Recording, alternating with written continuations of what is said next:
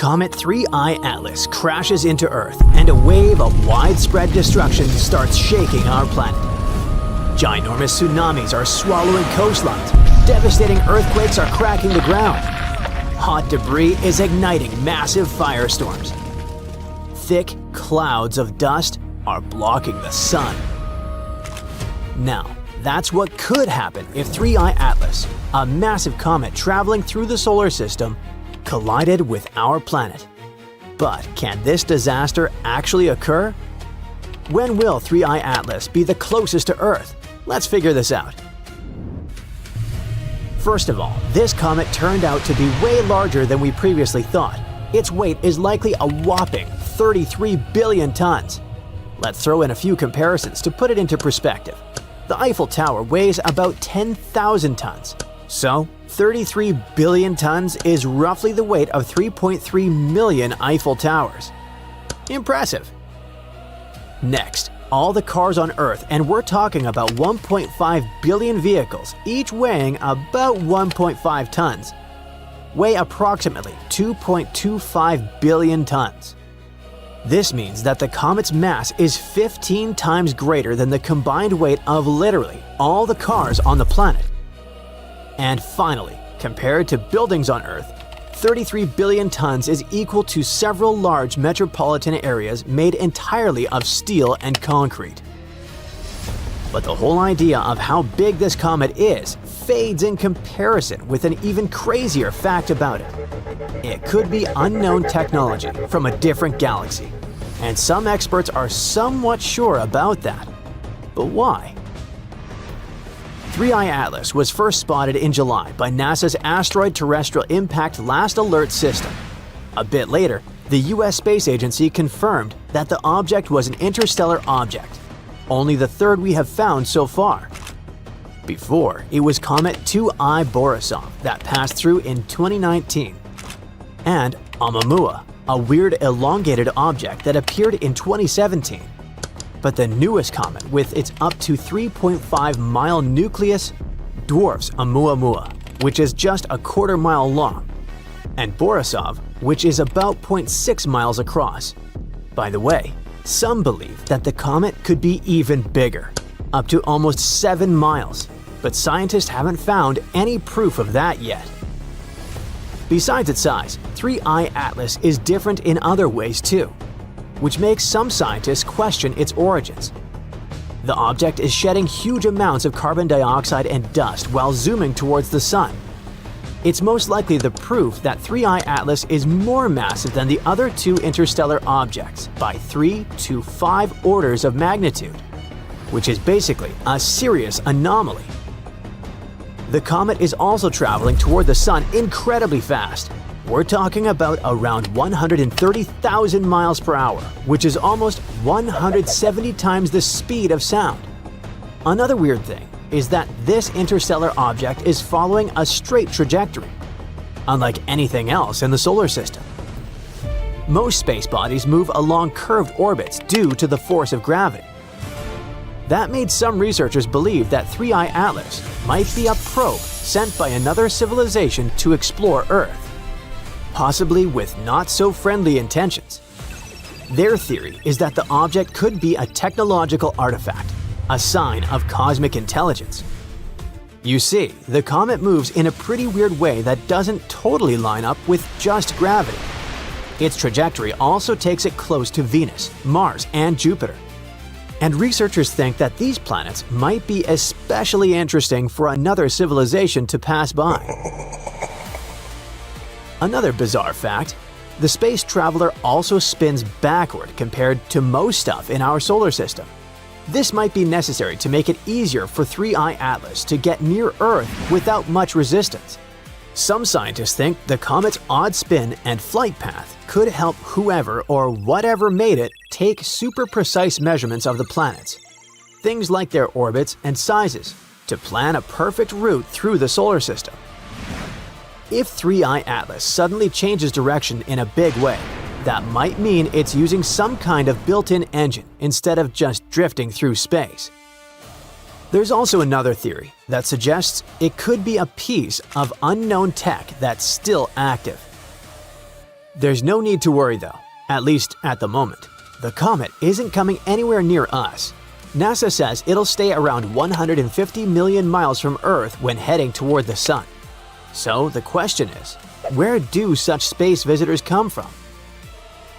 Astronomers have found that the 3 interstellar objects we discovered came from totally different parts of the galaxy. And each of them has its own age and background. 3I Atlas turned out to be the oldest, about 4.6 billion years old, and it came from the Milky Way's thick disk. That's a region filled with older stars that have fewer heavy elements. 1I Oumuamua is much younger, around 1 billion years old.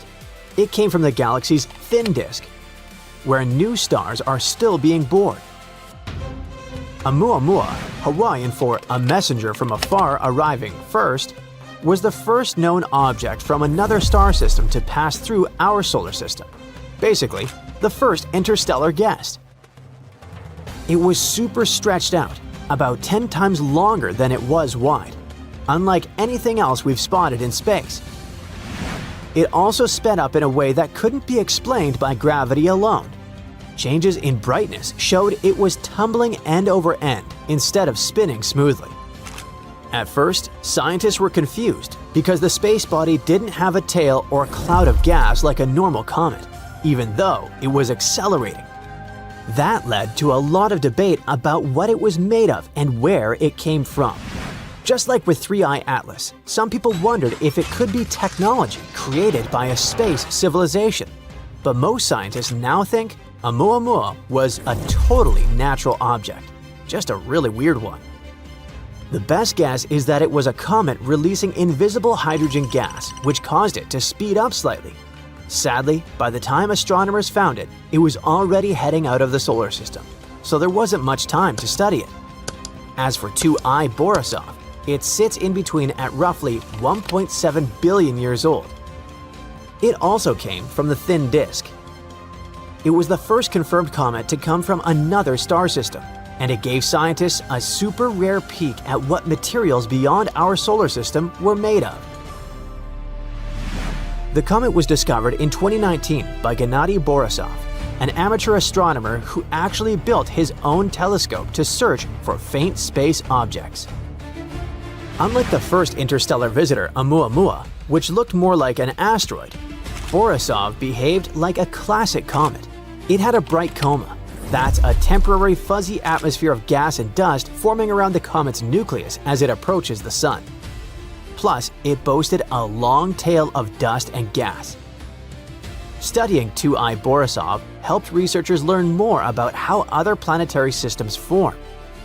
Observations showed that its dust grains were compact and that the amount of gases like carbon dioxide changed a lot as it approached the sun. It could mean that the comet formed under very different conditions than anything else in our solar system. Now, 2I Borisov is speeding away from the sun and will never return. But it allowed scientists to take a unique glimpse into the chemistry and history of distant worlds.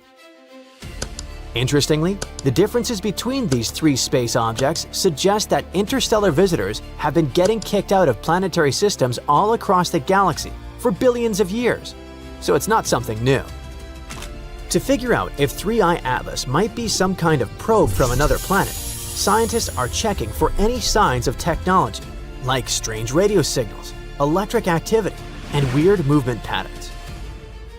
If the comet suddenly changes course or drops smaller objects nearby, it might be our cue. But even though 3I Atlas is moving in a pretty wild and energetic way, it's most likely just a natural interstellar object passing through.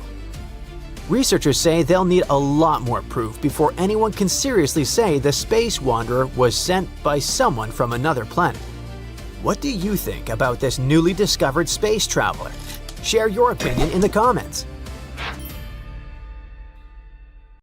Look at this star. It lies at the heart of its system and makes up 99.8% of its mass.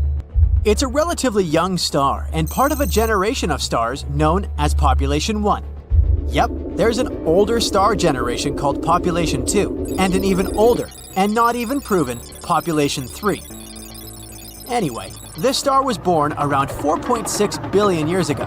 It most likely formed from a giant, rotating cloud of dust and gas.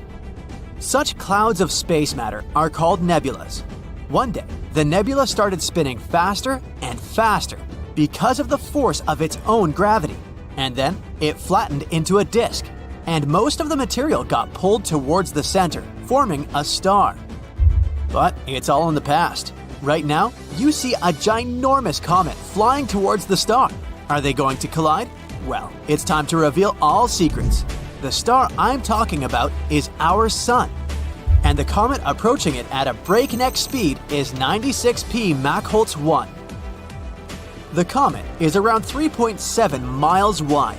Astronomers think it might have arrived from outside the solar system.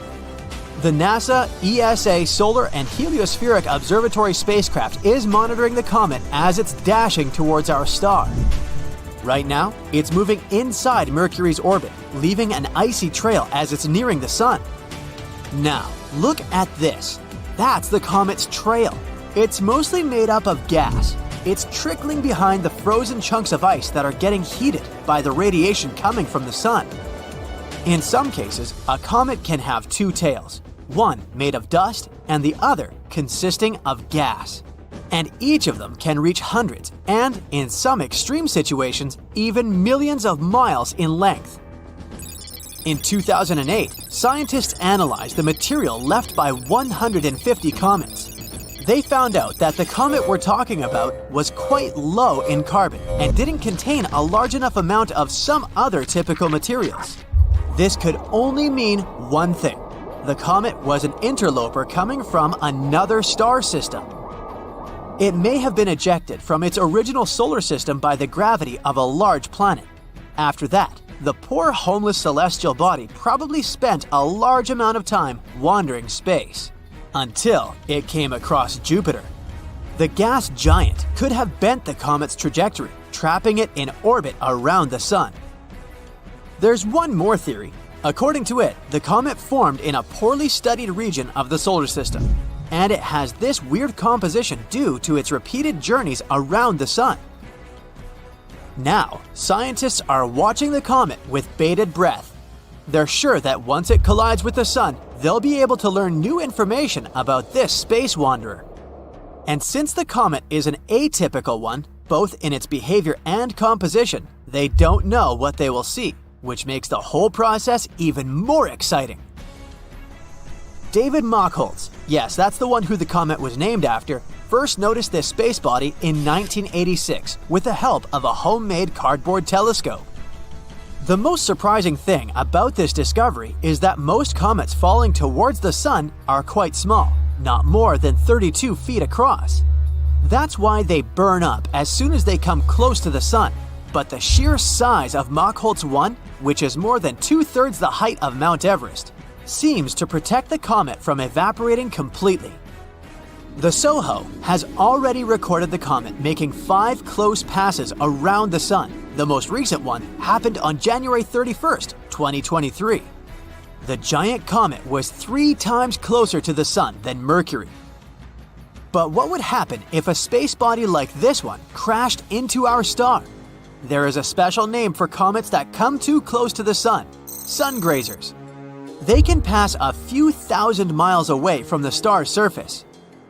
At the same time, we know that the Sun doesn't have a surface. It's a giant ball of immensely hot gases, mostly hydrogen. Comets that get too close to the star can pass through its Roche limit. After this border, space travelers usually get ripped apart by incredibly strong gravitational forces, or at least that's what happens to small or structurally weak comets. But our comet is neither weak nor small. It can potentially survive the Sun's gravity and cross the Roche limit again, leaving the dangerous zone. But such comets have other problems, because solar radiation and heat are powerful enough to crack rocks. So imagine 96P Mach-Holtz 1 speeding towards the Sun. It's moving faster and faster, crossing the Roche limit, and it looks as if it's not gonna stop. Soon, it's dashing at a speed of 370 miles per second. And then, boom! the comet gets flattened by the sun's atmosphere. This generates a truly spectacular explosion. It throws out countless tidal waves of X-rays and ultraviolet radiation. This explosion unleashes as much energy as a coronal mass ejection or a powerful magnetic flare. The momentum makes the sun ring like a bell. Then, a series of sunquakes echo through the solar atmosphere, and that's what might happen if a massive comet crashes into our star. Scientists admit that their theories are just speculations. For one thing, a sun-hitting comet hasn't been seen yet. Plus, no one is sure what physics will determine its fate. Astronomers know about comets that came pretty close to the sun and survived this feat. For example, in 2011, it was a comet named Lovejoy.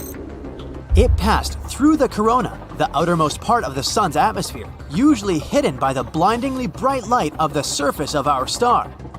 When the comet emerged, it was much worse to wear, that's true, but it was still intact.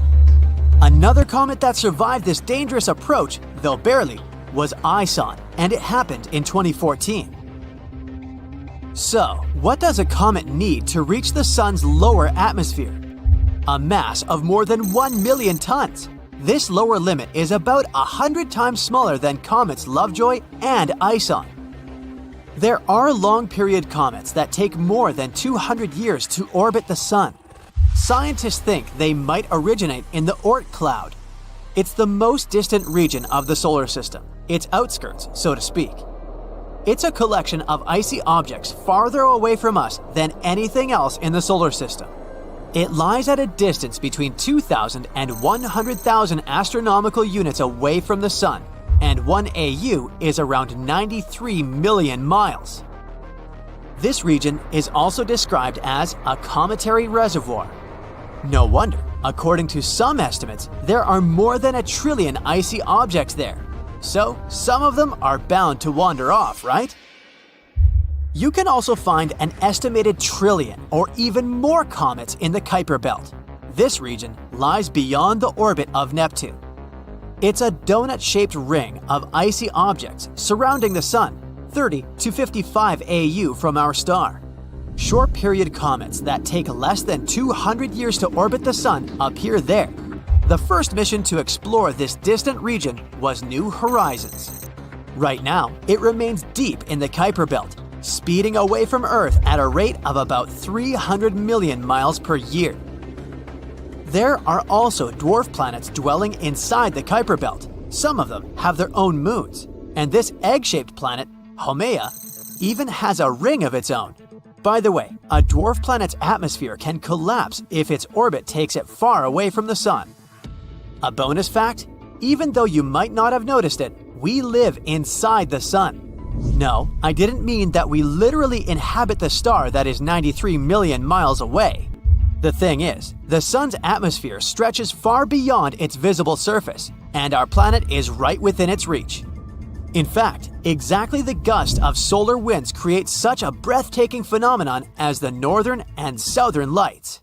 Some people, like the Andaman Islanders, that's a community living in the Gulf of Bengal, see them as burning torches thrown into the air by forest spirits. Others, like some Australian Aborigines, think they're flaming sticks ridden by shamans. If you ask an astronomer, though, they'll tell you that a comet is a large object made of dust and ice that orbits the Sun. Arguably one of the most famous space objects of this kind is Halley's Comet. It has left a great impact on our history and understanding of these mysterious falling stars. When this comet passed Earth in August of 1835, for example, it was blamed for the New York City fire that kept going for several nights. At the same time, the Seminole Indians in Florida saw the comet's long tail and believed it marked the day they would lose their independence. This comet came back in 1910, and people yet again saw it as a sign of bad luck. In Chicago, people bent over backward to secure their windows to protect themselves from the comet's dangerous tail. Others bought all sorts of gadgets, like umbrellas or masks protecting from comets. But what's so intriguing about this space body? How come it just pops up around Earth every once in a while? And, most importantly, is it really dangerous? Halley's is what astronomers call a periodic comet. It visits us every 75 years or so. On rare occasions, some lucky people get to see it twice in their lifetime. It last passed Earth in 1986, and it is expected to come back in 2061. Despite this scheduled return, the comet's orbit can't be predicted with precision. That's partly because of the chemical processes happening inside the comet. Halley's orbit may also change due to random interactions with other planets and space objects in our solar system.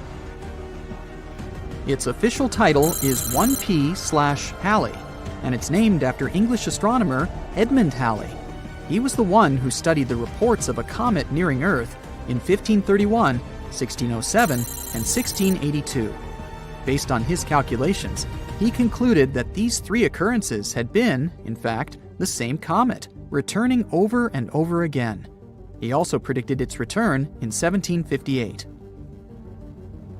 Halley's discovery also pointed out that some comets, like this one, orbited the Sun, but their journey was not circular. If you look at it in 2D, Halley's orbit looks like an elliptical wire dangling from the Sun. Sadly, Halley didn't live to see the comet's correctly predicted return, but it was named after him. According to the European Space Agency, the first sighting of Halley's comet dates back to March 30th, 239 BCE. Asian astronomers noted it down in the Sheqi and Wenxian Thungkao chronicles. But another study claims that we might have first noticed it even earlier than that, during the times of the ancient Greeks. Writings from that period reported a huge meteor that landed in northern Greece, leaving the local population perplexed. It soon became one of the ancient world's most popular tourist attractions. But the authors also noticed a comet in the sky at the time the meteor landed. They also reported the fact that the unusual space object had remained in the sky for about 75 days. Shakespeare himself seems to have written about this comet in his play Julius Caesar, around the year 1600. In this work, he included a now famous phrase speaking of comets as unusual signs, saying, "The heavens themselves blaze forth." It wasn't the last time famous writers felt a certain connection with this object. Writer Mark Twain even said in 1909, "I came in with Halley's Comet in 1835. It is coming again next year, and I expect to go out with it." Surprisingly, Twain passed away on April 21st, 1910, one day after Halley's had emerged from behind the far side of the Sun. We got a better look at the comet when it last passed us in 1986. Several spacecraft were sent toward Halley's to take samples of the comet's composition. This fleet of spaceships, dubbed the Halley Armada, flew nearby, one of them taking several pictures of the comet's core for the first time in history. We also had much better telescopes to look at the comet as it swung by our planet this time. Based on current studies, there's little to no chance that Halley's Comet could actually pose any danger to our planet. Most of the bad things associated with the comet were just fabrications. Even better, comets, in general, may have made life on Earth possible. Specialists believe that early in our planet's history, collisions with comets brought a significant amount of water here, which helped to form our oceans. These space objects may have also gifted us organic material necessary for the formation of life.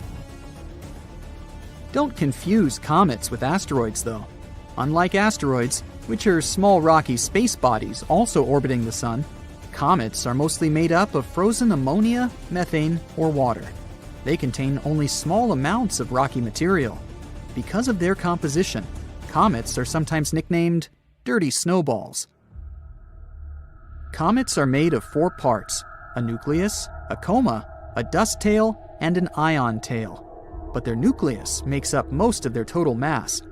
There are over 3,000 comets that we know of, but astronomers think there may be up to 1 billion of them in our solar system. A comet that is bright enough to be visible from Earth without the help of a telescope is called a great comet.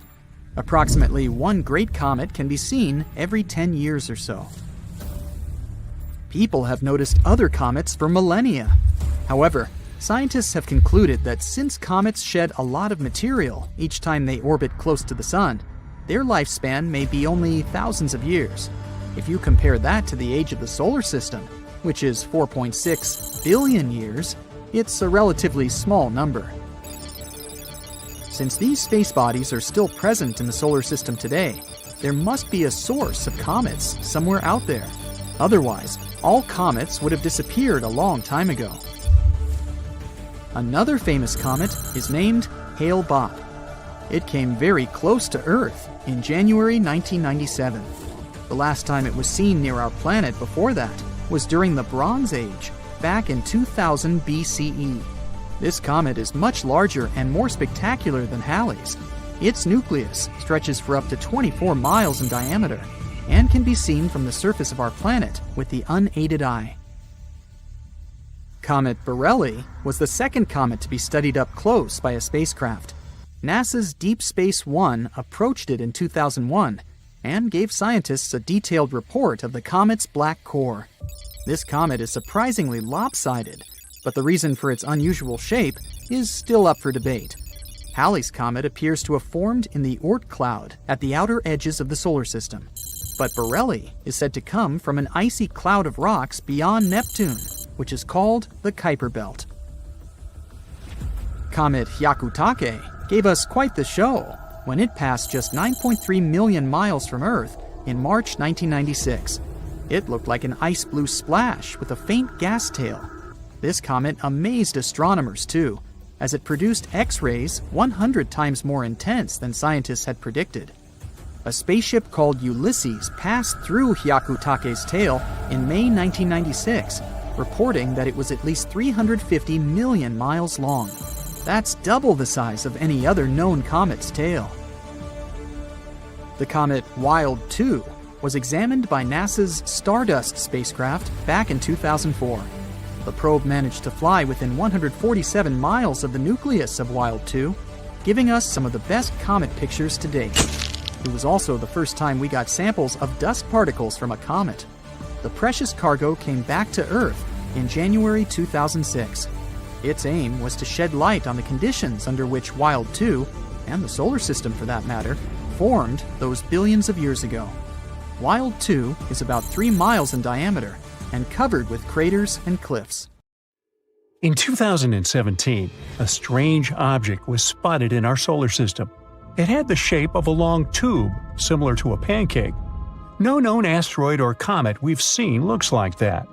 Its exterior was also peculiar. It was at least 10 times more reflective than the average stuff that flies through space, with some saying it had a surface similar to polished metal.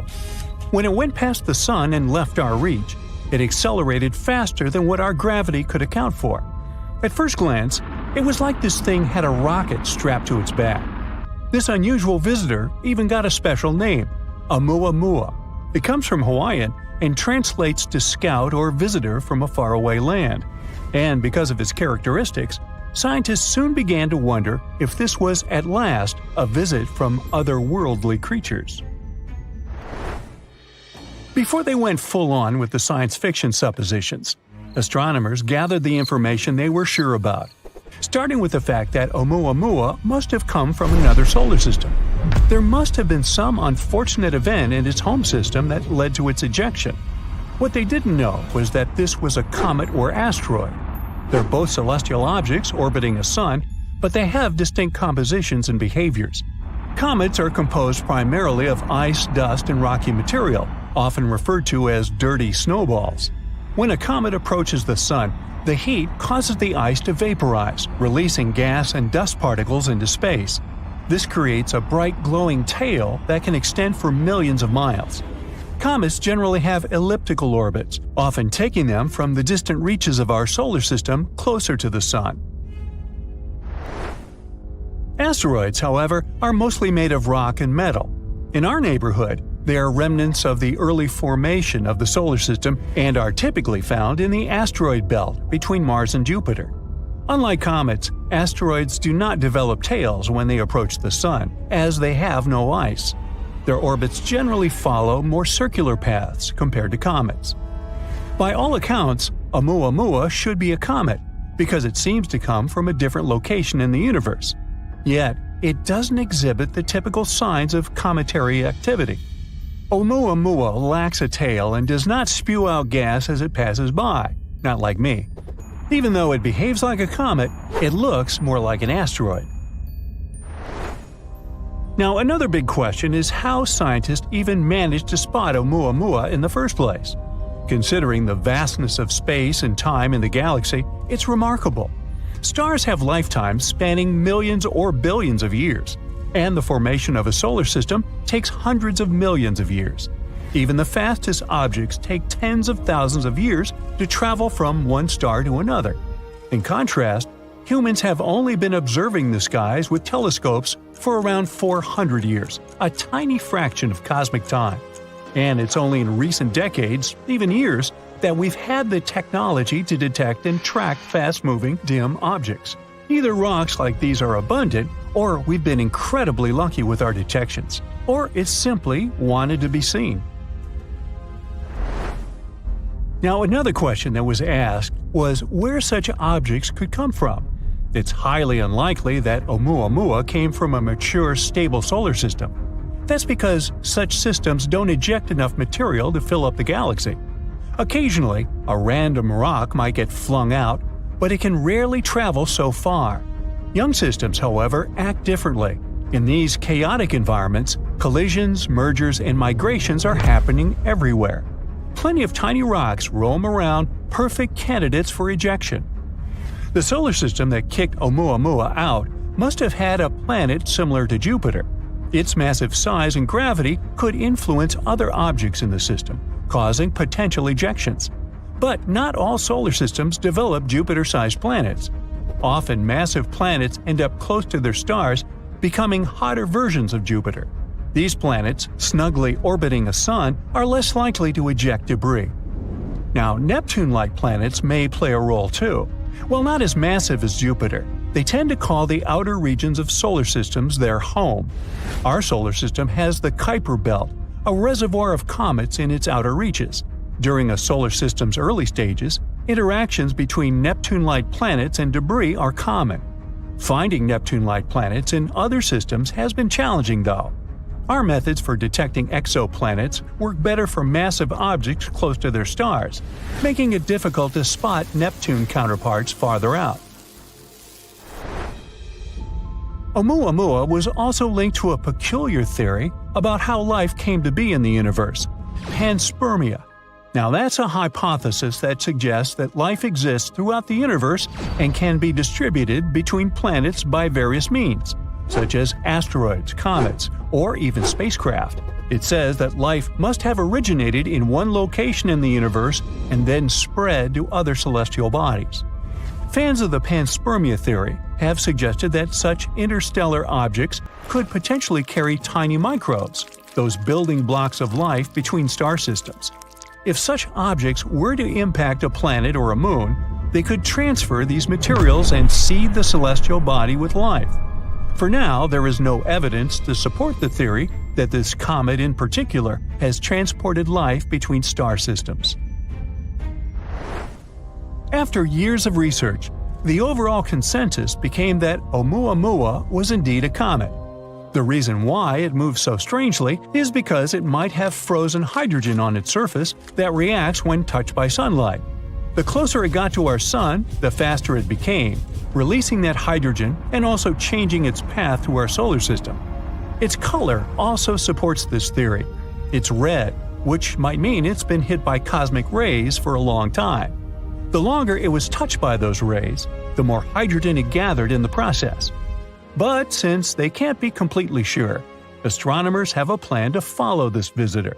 One idea is to send a mission to check it out. It's already far away from us, but it may not be too late just yet. We may be able to send a probe fast enough to catch up with the comet. The plan was named Project Lyra and aims to use the Earth's orbit and that of Jupiter to bounce out a probe far enough to reach Oumuamua. If it works, it will be the fastest space device we've sent out in the universe.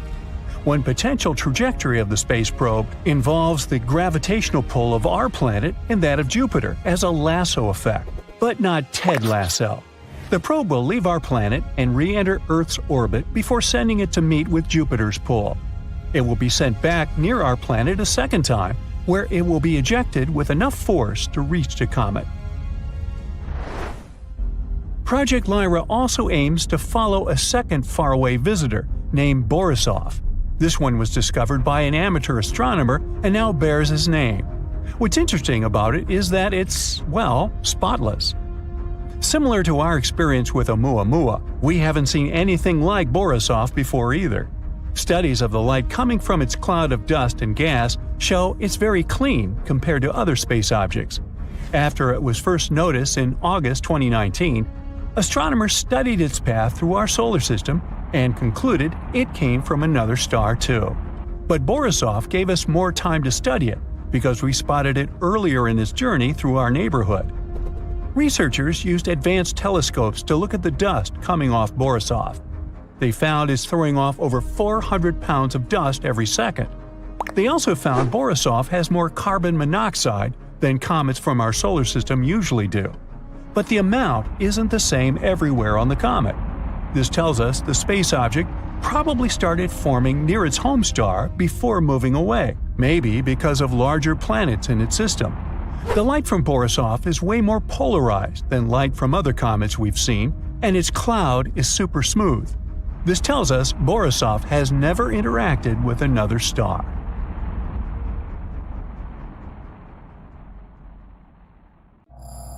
When astronomers started a project that was organized to create a detailed 3D map of our galaxy, they didn't expect to find anything surprising. But that's exactly what happened.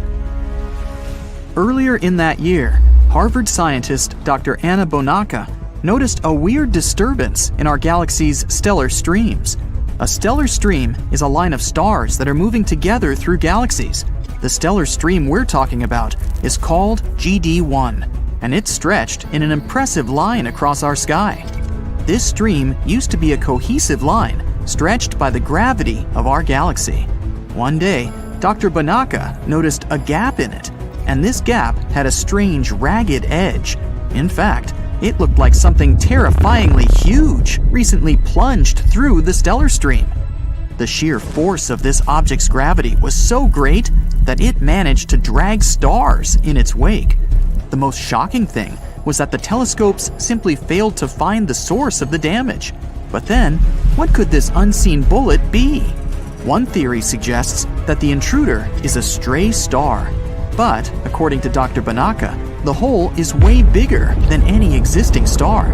It'd have to be 1,000,000 times more massive than our sun. Okay, so what if the hole in the Milky Way was torn by a supermassive black hole, like the one that dwells in the center of our galaxy? If these two black holes got too close, they wouldn't be able to escape each other's gravity. A collision might be inevitable. Then the stronger of the two holes would consume the weaker one, and one huge, super mighty black hole would appear. But people have yet to witness a collision of black holes. Plus, scientists can't predict the consequences of such a merge, even though they've simulated it on powerful computers. The only obvious fact is that it would produce incredible amounts of energy. Huge ripples would travel through the entire universe, bound to hit our planet eventually. Then again, two black holes in one galaxy might refuse to merge. Imagine this. A supermassive black hole hundreds of millions of times the mass of the Sun is spinning in the center of the Milky Way at a phenomenal speed. Another spinning black hole approaches ours. What do you think will happen? Right, one of the holes, most likely the intruder, will get kicked out and sent hurtling away like a frisbee flying through space. And who can guarantee that it wouldn't head toward the Earth? Luckily for us, there aren't any supermassive black holes in the vicinity, so this theory fails to explain the mysterious bullet hole phenomenon. Dr. Bonacca still doesn't rule out the possibility that the intruder is some kind of luminous, star-like object. After tearing a hole in the Milky Way, it could be hiding somewhere in the galaxy. But again, it seems highly unlikely because of the object's huge size. I mean, we're talking 30 to 65 light years across.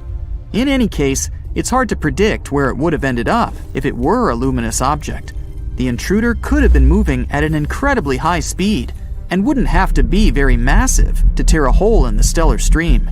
Or it could have been moving more slowly, but be very heavy. But the astronomers don't know which option it was. That's why it's next to impossible to predict where it ended up. If an asteroid like Apophis hits Earth, we will be destroyed. Massive earthquakes will strike, and tsunamis will flood everything. Apophis is a billion-year-old celestial body that has been in the solar system since its inception. So you might be thinking, well, how likely is it that this giant space stone will collide with our planet in 2029? Well, let's find out, shall we? Apophis is a big, bad asteroid discovered in 2004 by the Kitt Peak National Observatory in Arizona. Since then, it has proudly held the title of one of the most dangerous asteroids ever located. It's around 1,100 feet wide, which is a bit bigger than the Empire State Building and the Eiffel Tower. Because of how scary it is, it was named Apophis, like the Egyptian immortal creature that was considered to bring eternal darkness and destruction to Earth. Oh boy. In 2021, researchers had a once-in-a-lifetime opportunity to study this floating rock when it passed near our planet, and we'll come back to that in a minute. Now, some scientists say that there is a small chance of Apophis hitting the Earth on Friday, April 13, 2029. The Yarkovsky effect is to blame for this, since it can slightly nudge this space rock towards Earth. This effect originates from the uneven emission of thermal photons from a rotating celestial object, resulting in a fascinating force exerted upon it in space. These emitted photons possess momentum and play a pivotal role in shaping the dynamics of the body. The asteroid has two sides, light and dark, just like the Moon. The light side faces the Sun and is warmer than the dark side. But the thing also turns, so the sides constantly change direction and temperature. This change could be detrimental because it slightly pushes Apophis toward Earth. Unfortunately, nobody knows how the Yarkovsky effect will influence the asteroid's path. On the other hand, on the asteroid's last flyby of Earth in 2021, astronomers used radar to take accurate measurements of its trajectory and confidently concluded Apophis will safely miss Earth in 2029 by about 20,000 miles and won't bother us again for at least 100 years. Now, generally speaking, every 8,000 years, our planet is hit by a falling star that has similar dimensions to those of Apophis. The last time we were hit by a slightly smaller meteor was in 2013. A new spacecraft developed by NASA called the OSIRIS-REx was launched in 2016 to collect samples from another slightly less terrifying celestial body called Bennu. 4 years later, it finally arrived at the thing, got some samples, quickly said goodbye to Bennu, and started traveling back towards Earth. The samples were safely stored in a capsule dropped in Utah. So far, this has been the most significant sample ever taken from an asteroid. After the delivery, the spacecraft didn't waste any time and started chasing Apophis. Now, OSIRIS-REx has been renamed to OSIRIS-APEX, and is currently playing tag with Apophis. With some luck, on the 2nd of April 2029, when the asteroid zips close by Earth, the spacecraft will reach Apophis and land on it. It will stay on Apophis for 18 months, collecting valuable information and taking thousands of pictures. The asteroid will be monitored with the help of powerful telescopes. At some point, Apophis will get too close to the Sun, and then all the monitoring work will be on Osiris's apex back. If you live in Europe, West Asia, or Africa, you're one of those lucky people who will have a once-in-a-lifetime opportunity to see Apophis with the unaided eye.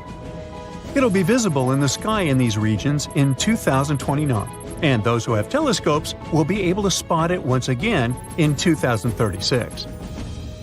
OSIRIS-APEX will experience some problems because the asteroid has a thick crust, and the spacecraft won't be able to collect data as easily as it did with Bennu. OSIRIS-APEX has a unique thruster that will blow all the dust from Apophis while landing. This will be a perfect chance to analyze the surface of the asteroid to see what it's made of. The craft will spend 1.5 years mapping the asteroid, trying to detect changes in its shape. All this research will show how the celestial body is likely to move so we can better design plans to protect Earth from such things. In 2025, NASA is also going to launch the mission Apophis Pathfinder, and it will be the first spaceship to ever touch this asteroid. It will land approximately a year after its launch. Also, NASA has proposed sending a swarm of tiny craft into space to help humanity develop effective protective tactics against asteroid strikes.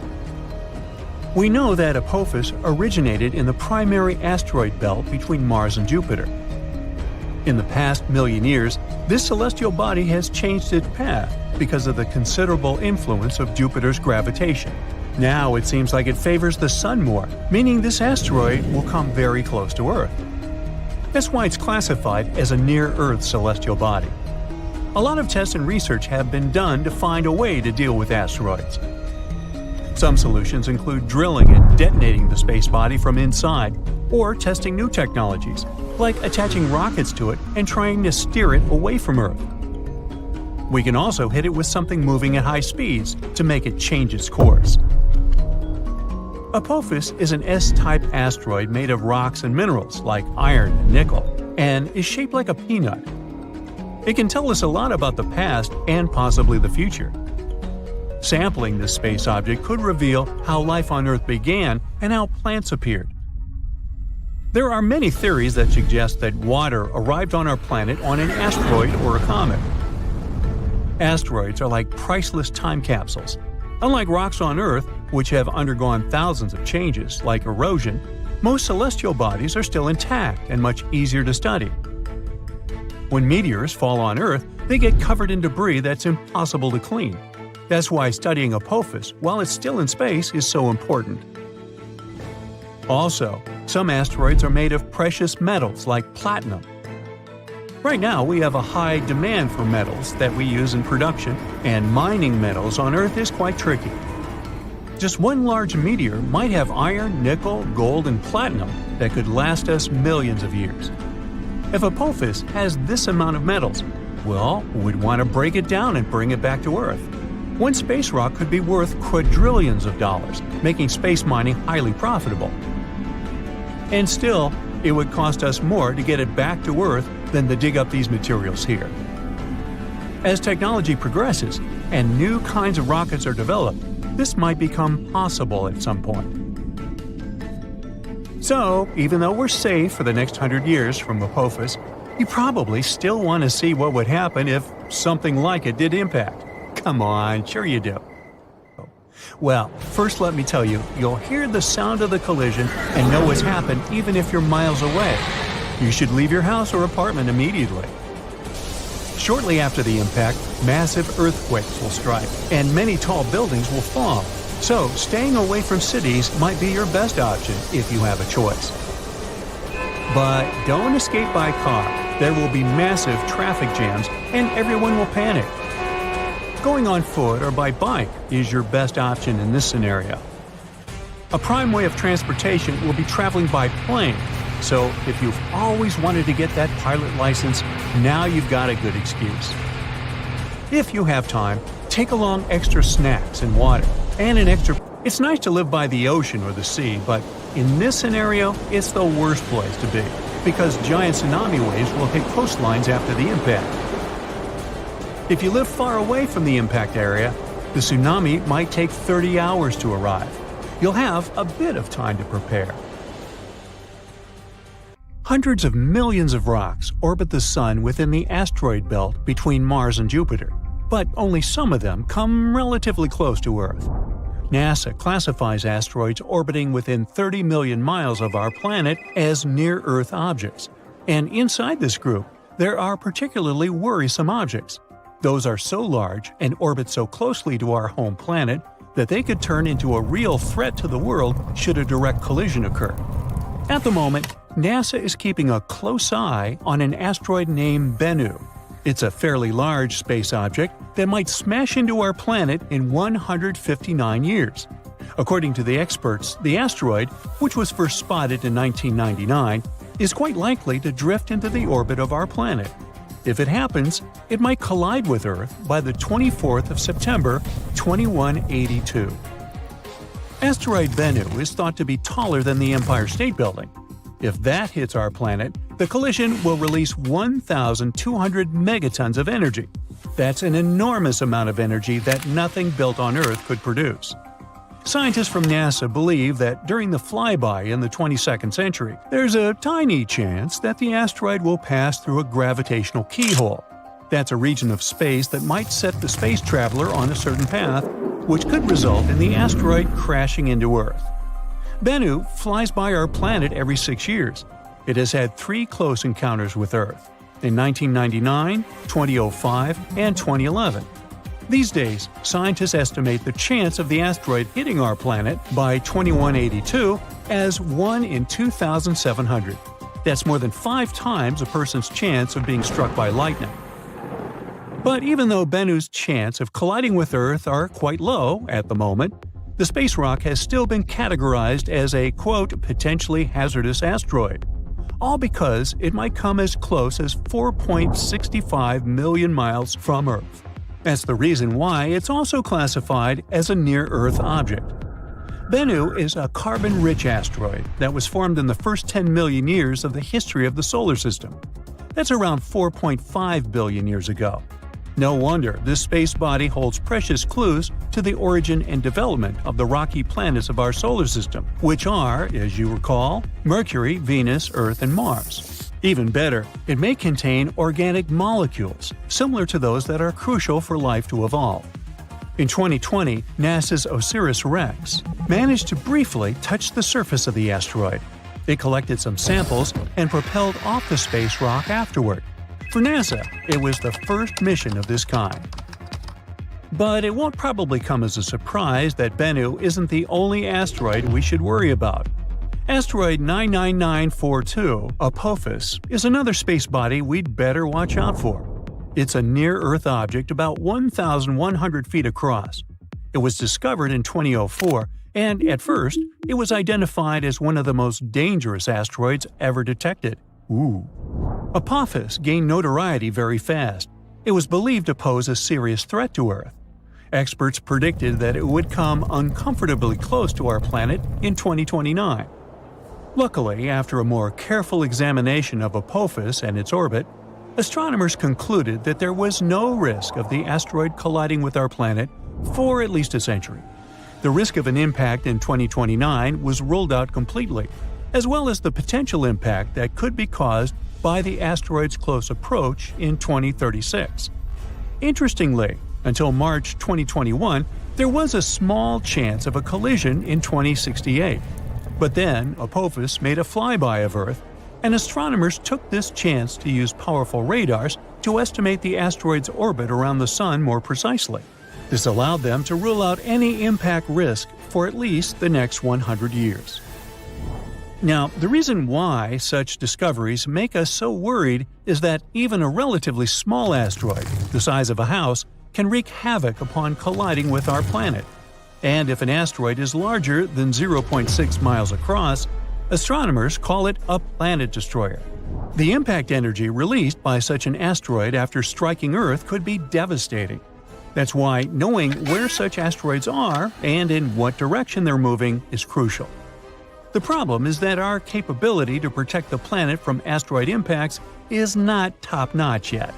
If such a catastrophe was about to occur, we would need some time to prepare, because an asteroid collision is no joke. Probably the most well-known asteroid impact site is the Chicxulub crater. It's the evidence of the terrifying collision that led to the extinction of dinosaurs. Strangely, this crater isn't very visible, but some others are. For example, Barringer Crater in Arizona, which is also called Meteor Crater. It looks rather blood-chilling when you think about the collision that led to its appearance. In any case, we now know that space rocks hit not only the Earth but also the Moon, Mercury, and Mars. No rocky planet in the solar system is safe from asteroid impacts. That's why we have an entire scientific enterprise whose goal is to find and catalog the asteroid population of the solar system. Now, it might sound a bit scary, but there are around 25,000 asteroids larger than 460 feet in diameter near the orbit of our planet. Such a space rock is large enough to wipe an entire city off the face of the Earth. So far, less than 50% of such asteroids have been detected and tracked. There are also an estimated 230,000 objects equal to or larger than 160 feet in size. Those are capable of destroying a concentrated urban area, and still fewer than 8% of those have been detected. There are also tens of millions of smaller near-Earth objects. They are larger than 33 feet across and might cause some surface damage. Less than 1% of such small space bodies have been discovered so far. Now, the thing is, the inner solar system is extremely challenging for asteroid search. Each night, there are only 2 10-minute windows when astronomers can observe the region, all because the sun's glare creates a very bright background glow. Plus, the atmosphere of our planet also distorts and blurs observations. Spotting asteroids in such conditions is beyond the capabilities of most telescopes. A unique instrument is needed to fulfill this task, and the tool of choice is the Dark Energy Camera at Cerro Tololo Inter-American Observatory in Chile. This device wasn't designed to hunt asteroids. Researchers built it to search for another elusive target, dark energy, the mysterious force driving the expansion of the universe. The DEC is supposed to observe hundreds of millions of galaxies. That's why it's both wide and deep. This way, it can both peer deep into the universe and capture a wide field of view, which helps it record the motions of galaxies and the conditions in the early age of the universe. But it also means that the DEC is perfectly suited to spotting asteroids near the Sun. Inner asteroids are rare, and deep images are necessary because such asteroids are faint. Scientists need to be able to fight both the bright twilight sky near our star and the distorting effect of Earth's atmosphere, and the DEC can help them achieve their goal. The Dark Energy Camera was built to carry out the Dark Energy Survey, which finished in 2019. Now astronomers can direct the power of the camera towards other tasks. They claim that the DEC's survey is one of the most sensitive searches ever performed for objects near Venus's orbit and within the orbit of our planet. It provides us a great chance to find out what kinds of objects are lurking in the inner solar system.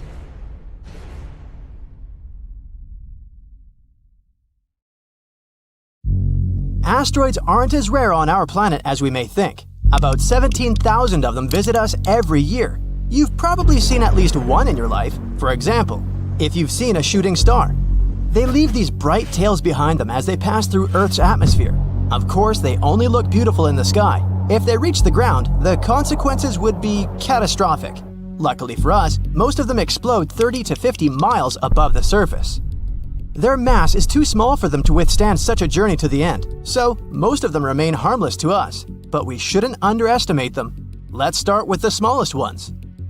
1 to 3 foot high asteroids are about the size of a person. They're too small to cause any real damage. Most often they explode in the atmosphere, without even reaching its lower layers. But at the same time, they splash up tons of energy over the surface every time. 13 to 15 foot asteroids, the height of giraffes and mammoths. These larger meteorites come to us less often, once a year and a half. Like the previous ones, they, fortunately, don't pose a serious threat, but they splash out much more energy. 30 feet, the height of a 3 to 4 story building. They visit us once every 10 years, and now we're talking seriously. It throws out a wave that could demolish an entire city. I think you understand how catastrophic the consequences would be if this asteroid touched Earth. 65 feet, multi-story building. They like to visit Earth once every 60 to 70 years. Good news, it explodes at 12 miles above the ground. Its released energy could destroy an entire region if it touched the ground. Bad news, such an asteroid has already visited us recently, and the consequences were pretty rough. It all happened in a city called Chelyabinsk. On February 15, 2013, at about 9:20 a.m. local time, The giant slowed down in the Earth's atmosphere and then broke up into small pieces at 14.5 miles above the Earth. These pieces then flew in different directions. It shattered the windows all over the city and damaged many buildings, including people's houses, schools, and others. It took a while to repair everything, and the scale of this destruction was quite serious. As a result, there were 1,615 injured. But, fortunately, no casualties. At least we're safe for the time being. The next such asteroid may come to us only in the 2070s or 80s, and no one knows where exactly it wants to land. Now let's move on. 300 feet. This is the height of the Statue of Liberty together with the pedestal. Such a giant can be seen every 4,500 years, and this is the first asteroid on our list that may literally crash into Earth. The consequences are disastrous. Not only may it demolish an entire city, but it can also set fire to neighboring areas. Well, some people even witnessed such a meteorite land on our planet. The notorious Tunguska meteorite is the biggest asteroid disaster that people have ever seen. It all happened on June 30th, 1908 in eastern Siberia. The meteorite was bright, like a second sun, and people felt the heat wave when it just approached the Earth. It exploded near the river. Fortunately, the whole area was surrounded by taiga, and there were no big cities nearby. But even there, it immediately destroyed a lot of trees. Serious forest fires broke out. The sound of the explosion was heard by people hundreds of miles around. At tens of miles around, all the houses' windows broke. The magnetic storm that resulted from this collision lasted 5 hours. The consequences were truly disastrous, but perhaps this is not the worst thing that awaits humankind. 99942 Apophis, 1,215 feet. It's slightly bigger than the Eiffel Tower. This meteorite, as scientists discovered in 2013, will be our next guest. Collisions of such force occur in about 100,000 years, and this one is gradually approaching. The force of such an explosion is equal to the force of the catastrophic eruption of the Krakatoa volcano in 1883. This eruption is considered one of the most destructive in history. It caused a terrible tsunami. 165 cities and settlements were completely destroyed, and another 132 were seriously damaged. People all around the globe could feel the consequences of this eruption, at least to some degree. Such an asteroid could leave a 3.5-mile crater, and this is one we'll face in the distant future. But calm down, no need to panic yet. By 2070, the meteorite will be almost 174 million miles away from us. It still has a very long journey ahead of it, so we're safe for at least 100 years, or even more. Besides, our planet has survived something even worse. 3,280 feet. This is higher than the tallest tower in the world, the Dubai Burj Khalifa Tower. Such collisions occur once every 500,000 years. We're not sure when such a collision occurred the last time. 70% of our planet is covered with water. If such meteorites fell into the ocean, it would be extremely difficult to find their traces. But we can assume the possible consequences. The wave would have swept across the entire hemisphere. The crater would be about 9 miles in diameter, and that would be a complete disaster. The last event of such a force happened 26 to 28 million years ago. It was an eruption of the supervolcano La Garita, which is located in the southwest of Colorado, USA. It was one of the most powerful known supervolcanic phenomena in history. During this monstrous eruption, a significant part of the current state of Colorado was destroyed. Scientists are still not sure how far the ashes have spread, but there was an even bigger meteorite in the history of mankind. The consequences of that impact were irreversible for an entire species of animals. I think you know what I'm talking about. Chicxulub meteorite, the thing that wiped the dinosaurs off the face of the Earth. This happened about 66 million years ago. These collisions in general happen about every 500 million years. The height of the Chicxulub meteorite was 12.4 miles. It's so high that when it touched the ground, it could reach the stratosphere. Even looking at the 124-mile diameter crater left by this meteorite, you can understand how huge it was. When it collided with the Earth, millions of tons of energy were released. This is an unimaginable disaster. It fell at a very steep angle, creating a giant cloud of dust and chemicals that spread around the world. This dust had a very thin layer, but also a mass of 50 trillion tons. The shockwave swept across the entire planet. It caused several earthquakes. Volcanoes began to erupt actively. Forest fires broke out everywhere, all over the world. The amount of soot and carbon dioxide released into the atmosphere is invaluable. The Earth was closed from the sun for several days. Darkness reigned all over the planet. Planets couldn't produce enough oxygen, so there was nothing to breathe. The temperature on the continents and in the oceans dropped by an average of 50 to 90 degrees Fahrenheit. Sounds horrific, doesn't it? And, of course, it caused one of the greatest extinctions in the history of the Earth's biosphere. Amazingly, the Earth was able to recover after such a catastrophe. This event became the boundary between the Mesozoic and the Cenozoic eras. So now, those who wondered, how could a small meteorite destroy all the dinosaurs, probably understand the answer. Perhaps the largest collision in the history of our entire planet was not a collision with a meteorite, but with an entire planet. This happened many, many billions of years ago. Theia, as this hypothetical dwarf planet was called, crashed into our Earth, releasing an incommensurable amount of energy, just quadrillions of fuel. The Earth then instantly turned into a giant fire, and it was this collision that led to the creation of the Moon. All that sounds terrifying, I know, so let's just hope that you and I will never see anything like this.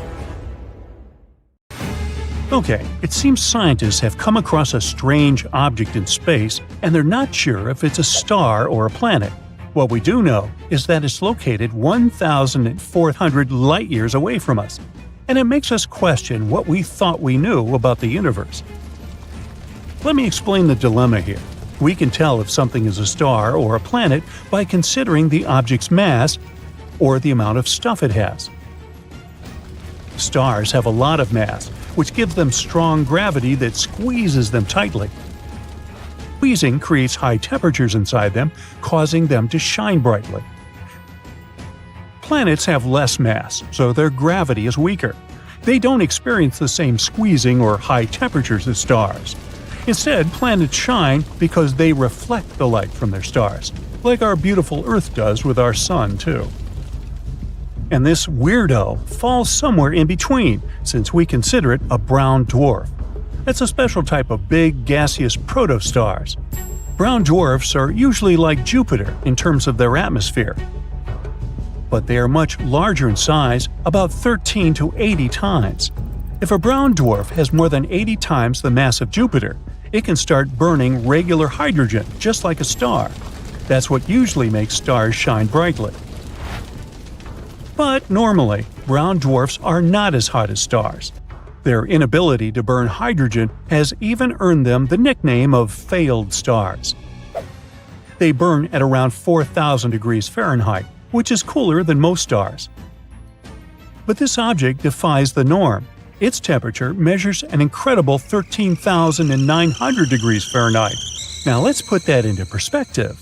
The hottest day in history was reported to happen in Death Valley, California, more than 100 years ago, with a temperature of 134 degrees Fahrenheit. People back then must have felt like they were melting along with everything around them.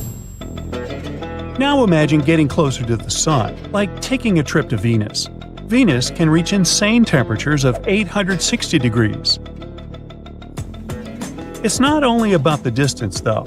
Mercury is the planet closest to the Sun, but it's still colder than Venus. Venus is extremely hot due to the greenhouse effect. Did you know that Venus could have been a delightful place to live a long time ago? Or at least be home to any form of life. But at some point, it started to trap carbon dioxide and eventually created this thick, smoggy oven that doesn't release heat. And that's why it's so hard to explore. The longest a probe managed to last on Venus was 2 hours. But hey, that's longer than I can do at work, and then I melt. So yeah, then you get to the Sun. Its surface burns at an incredible 9,930 degrees Fahrenheit. And what's fascinating is that this weird brown star we're talking about is hotter than that. I mean, it's not hotter than the Sun's core, whose temperatures go up to 27 million degrees, but it's still very impressive and unusual for a brown dwarf to be this hot. At least, that's what everyone thought until they realized why it was happening. The brown dwarf is remarkably close to another star that falls into the category of white dwarfs. They're so close to each other that our mysterious star makes one orbit around its white dwarf friend in just 2.3 hours. Woo! How old we'd be over there! Since they're this close, they're tidally locked like our moon and Earth. That means one side of this brown dwarf always faces the white dwarf, and the other side is forever in darkness. Because of all this, our brown dwarf is superheated on one side only. So its day side is what got us confused. While the temperature on the night side is what you would expect from a brown dwarf. But these extreme conditions won't last long. Such a hot temperature makes the molecules in the dwarf's atmosphere break apart into individual atoms. And while its molecules are falling apart, this brown dwarf is slowly disappearing. And if you think this brown dwarf is hot, what would you say about Eta Carinae? It's a star located about 7,500 light-years away from Earth, and it belongs to an elite group of stars we call luminous blue variables. One astronomer first noticed it in the 17th century, but back then, it was just a regular medium-bright star. Almost 200 years later, another astronomer was observing it. But this time, it was a very bright star, one of the brightest ones in the sky. A few years later, it reached the highest level of brightness in a big event called the Great Eruption. When it happened, the star could be easily seen in the night sky. It released so much light, as much as is emitted in a supernova explosion. It remained like that for a couple of years, which is not what usually happens with exploding stars. After the party reached its peak, the star decided it was time to leave. It's still hesitating though, so it's still alive but dimmer than before. There's a nebula around Eta Carinae too. It is a shell made of gas and dust that formed during the Great Eruption. It even blocks some of the star's light. Eta Carinae is a binary star system. That means there are two stars that orbit around each other. One component has a temperature of about 26,500 degrees and the other 62,500 degrees. The main star in the Eta Carinae system, which is the more massive of the two, is 100 times heavier than our Sun. Because of its enormous mass, scientists predict that this star may eventually explode in a powerful event known as a supernova. But not for another several thousand years. So, by now, you might have already guessed what the hottest thing in the universe is. Ta-da! A supernova. The supernova is what tells us that the life of a star has ended. We're talking about the most powerful explosions in space. They happen when a star that's between 8 and 40 times more massive than our Sun flops. Its core can no longer create enough energy through a process called fusion, so the star can't even handle its own gravity. It's like a stellar burnout, too much work a star can't handle, and its core just collapses. During a supernova, the temperatures in the star's core can get 6,000 times higher than in the core of the Sun. Or sometimes, a specific type of star called a white dwarf suddenly restarts its nuclear fusion, and bam, you get a supernova again. Kepler's supernova happened at the beginning of the 17th century, and it was the last really big supernova event we directly observed from Earth. On average, supernovas in our galaxy happen 3 times every century.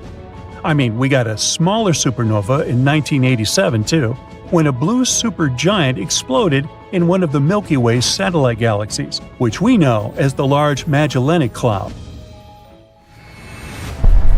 This explosion was so strong, people could even observe it with the unaided eye, even though it was incredibly far, 168,000 light-years away from our home planet. What a topic for summer days, huh? But check this out. We can also talk about the hottest thing people have ever created, made in a surprising place, Switzerland. Nah, we're not talking about a super hot chocolate. A group of scientists there created a subatomic soup called a quark gluon plasma. In this experiment, the temperature got 250,000 times as hot as the sun's core. The purpose of this experiment was to recreate the conditions that existed shortly after the Big Bang, when the universe was still in a state of chaos. Okay, let's get even more extreme. In theory, things can get even hotter. Have you heard of the Planck temperature? It's an insanely hot temperature with numbers so high we can't even imagine. A supernova is like tepid tea compared to this madness. And who even knows what the matter does at these temperatures? Okay, I'm done. Now we take you back to your regular universe. Bye now. Look at this giant donut-shaped region far away from Earth, beyond the orbit of Neptune. We're talking about a distance of more than 2.5 billion miles. It's the Kuiper Belt, and something eerie and bizarre is happening there. Dwarf planets and other small objects dwelling there refuse to cluster together.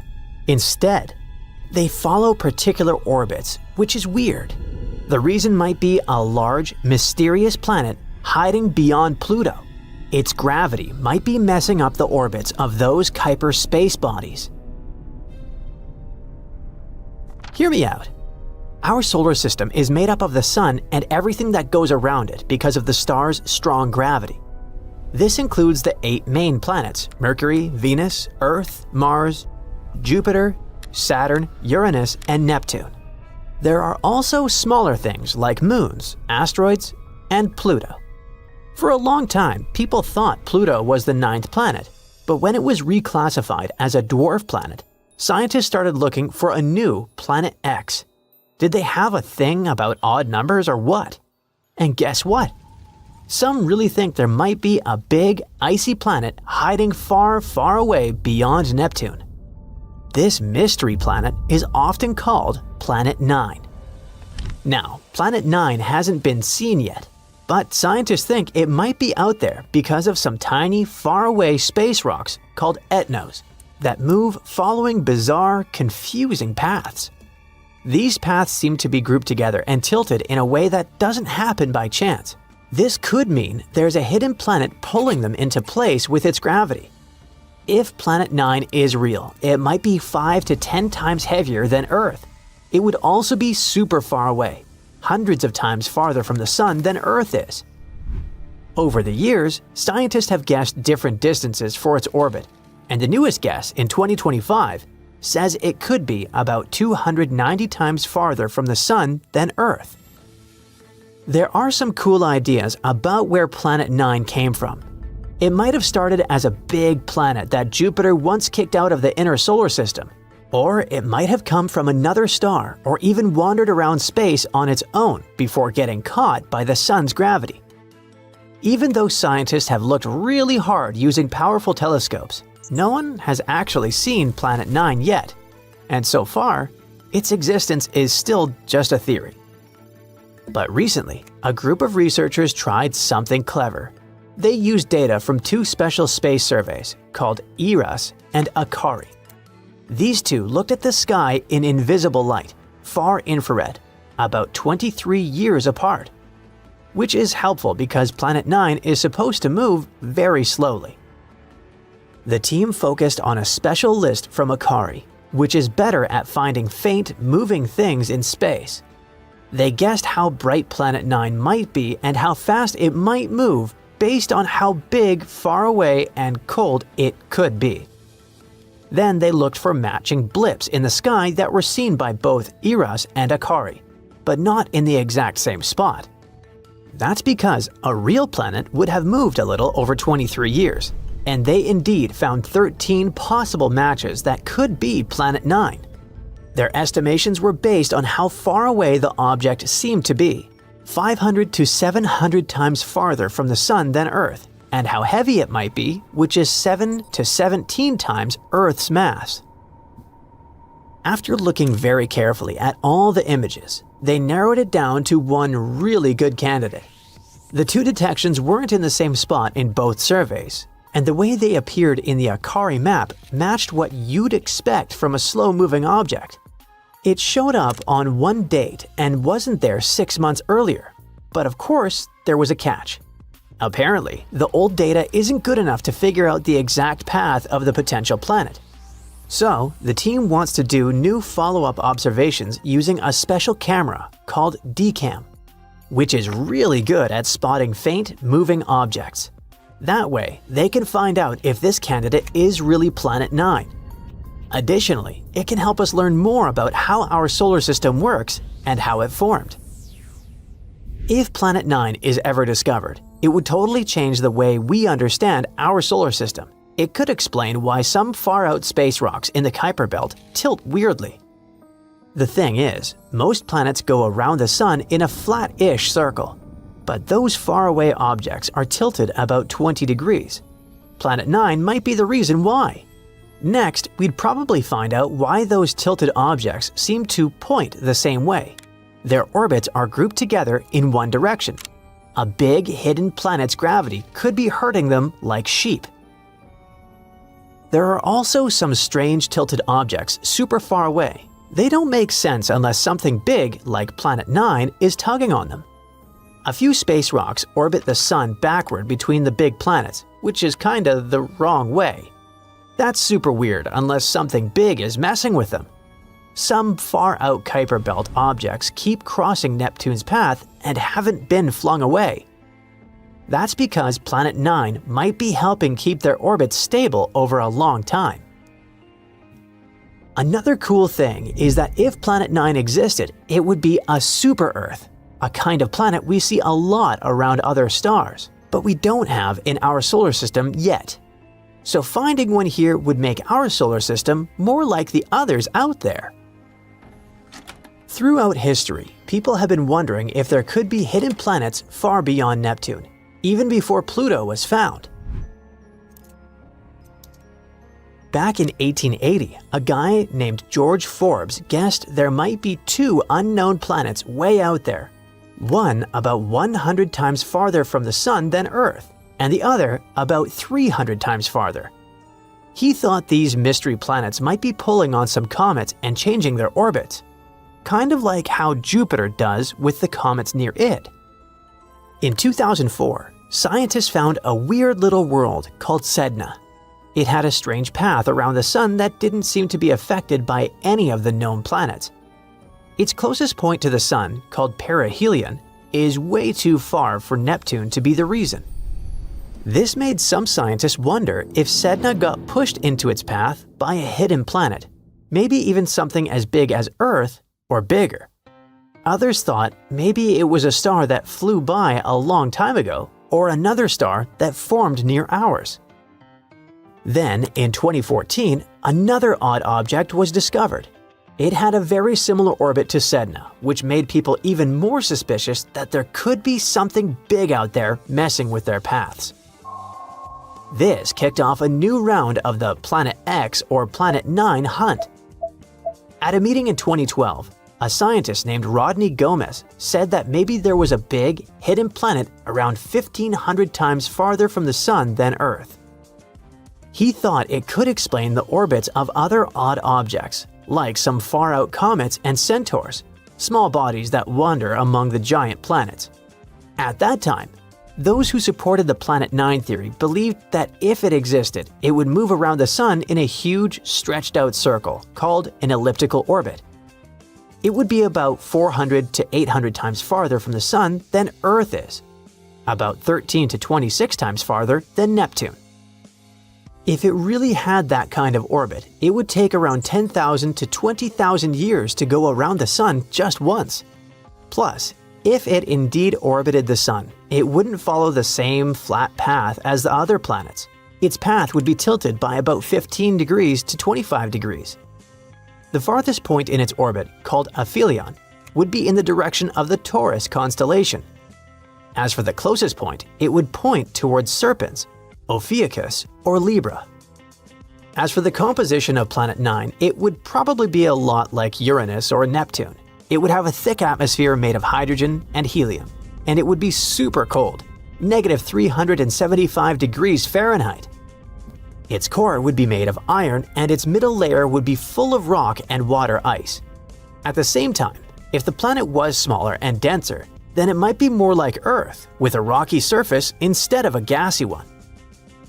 According to a scientist named Mike Brown, if Planet 9 was real, a space probe would reach it in about 20 years if we used a powerful slingshot path around the Sun.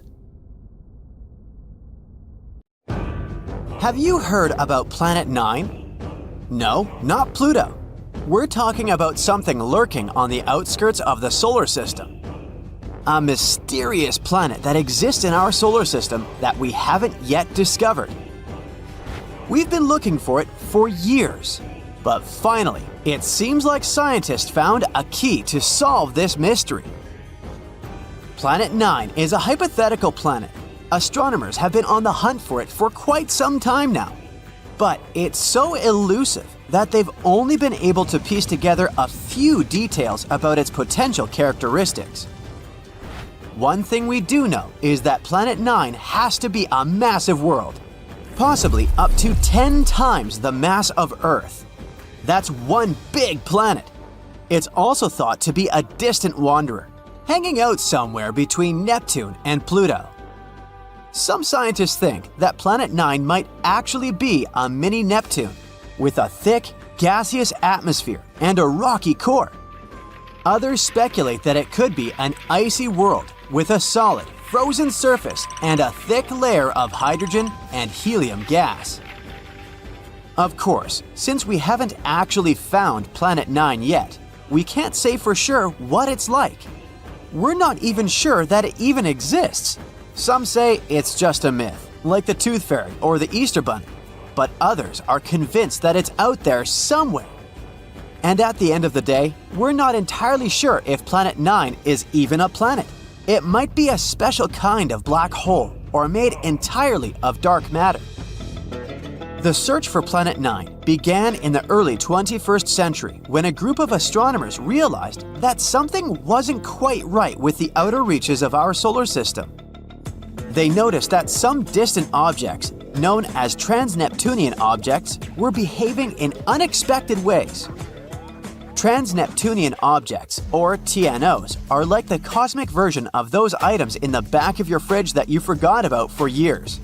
They're small, icy bodies that hang out in the Kuiper Belt, beyond Neptune. So, scientists noticed that these guys started behaving weirdly.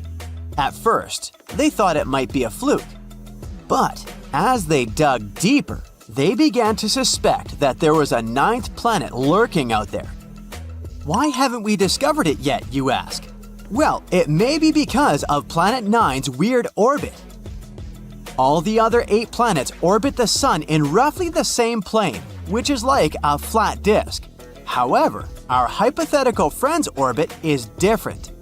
It might be tilted and move in a different direction compared to the other planets. Its orbit might also be stretched out like an oval, rather than being nearly circular like usual. Because of this, Planet 9 might spend most of its time far from the Sun, like a true introvert. It only comes relatively close to the inner solar system every few thousand years. This would make it super faint and hard to spot. So the only way we may discover it is by studying the gravitational effects it has on our solar system. And this isn't the first time astronomers have gone looking for a new planet. Back in the 19th century, there was a similar hunt for a hypothetical Planet X. But this time, they were armed with much better technology and a much better sense of humor. They began calling their elusive quarry Planet 9, which was much catchier than Planet X. They even came up with a hashtag for the search, Pluto Lives. It was a reference to the fact that Pluto had been kicked from the planet gang and some astronomers were eager to find a new planet to take its place. But the search for Planet 9 has been no easy task. It's like trying to find a lost sock in the laundry basket the size of a football stadium. It's so far away and so faint that even the most powerful telescopes can't see it. Instead, astronomers have had to rely on indirect evidence, like the strange orbits of TNOs, to try to figure out where it might be. Some scientists have even supposed that it might be a wandering rogue planet, which would explain why it's so hard to find. But they haven't given up hope. Till this day, they're scouring the skies using all sorts of high-tech telescopes and fancy algorithms to try and spot this elusive planet. And fear not, dear curious human, because it looks like after so many years of research, we may have finally found the key to solve this mystery. Astronomer Man Ho Chan from Hong Kong has a theory. He believes that Planet 9 could have a bevy of moons. That's right, not only is it a giant planet hiding out in the depths of space, but it's also a bit of a hoarder. Moons are all the rage in the outer solar system. In fact, almost every planet here has at least one moon, except for Mercury and Venus. Earth has just one, which is kind of sad if you think about it. Even non-planetary bodies like Pluto have at least a couple of moons. A bit unfair, isn't it? Anyway, taking this into account, let's go moon picking with Planet 9. The region between the rock-filled Kuiper Belt and the rock-filled Oort cloud, where this planet is predicted to be, should be ripe for the picking. Chan made some calculations and determined that it would be stranger if the elusive planet didn't have any satellites. According to his calculations, an object the mass of Planet 9 should capture at least 20 TNOs as large as almost 90 miles across. It's like our mysterious planet is playing cosmic Pokemon with these guys. So, what if Planet 9 has moons? Would that make any difference? Kinda yes. They could give us some indirect clues to finally locate this mysterious planet. Now, you might be thinking, how in the cosmos can we possibly spot these teeny tiny moons? It's not like they're going to wave a giant flag or blast some Beyoncé tunes to get our attention. Well, apparently the key lies in something called tidal heating. Tidal heating might sound like a new workout trend, but it's a real scientific phenomenon. It happens when two celestial bodies are close together. You see, tides aren't just about the rise and fall of the ocean, they're also the result of gravity pulling unevenly on a planet or moon. When a planet and a moon are close enough to each other, their gravity pulls on each other, creating a bit of a football shape.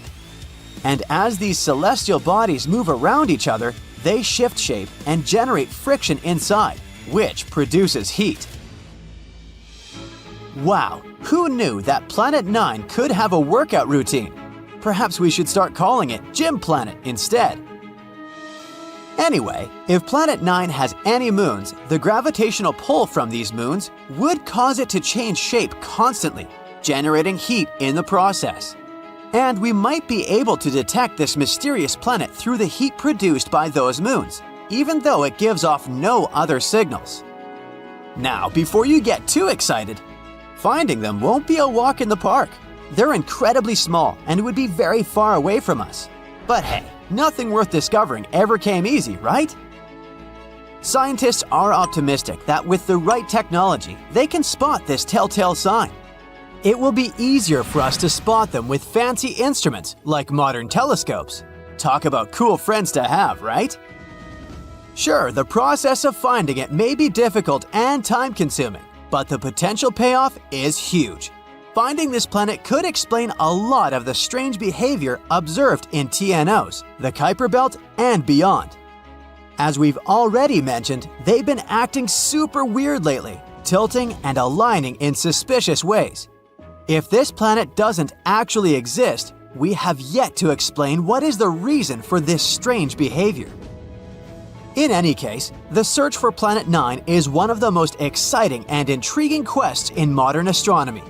It's like a cosmic scavenger hunt, and everyone's invited to join in on the fun. So, grab your telescopes and let's go planet hunting. Who knows, maybe we'll find it sooner than we think. A new super-Earth has been spotted by astronomers, and it's quite intriguing. This planet, called TOI 715b, is about 1.5 the size of Earth, which is why it's called the super-Earth. It's also relatively close to us in space terms, only 137 light-years away. For comparison, most exoplanets are hundreds of light-years away, And all the interesting stuff, like black holes and nebulas, are usually more than thousands of light years away from us. So, could it be habitable? The habitable zone is an estimate of where a planet might have the right conditions for liquid water. This is what we call some distance from the star, where the temperatures on the planet should be okay-ish, and water should stay liquid on its surface. It's not super precise, because it depends on a bunch of factors like the type of star, how reflective the planet is, its size, and so on. Also, just being in this zone isn't enough for water to actually be there.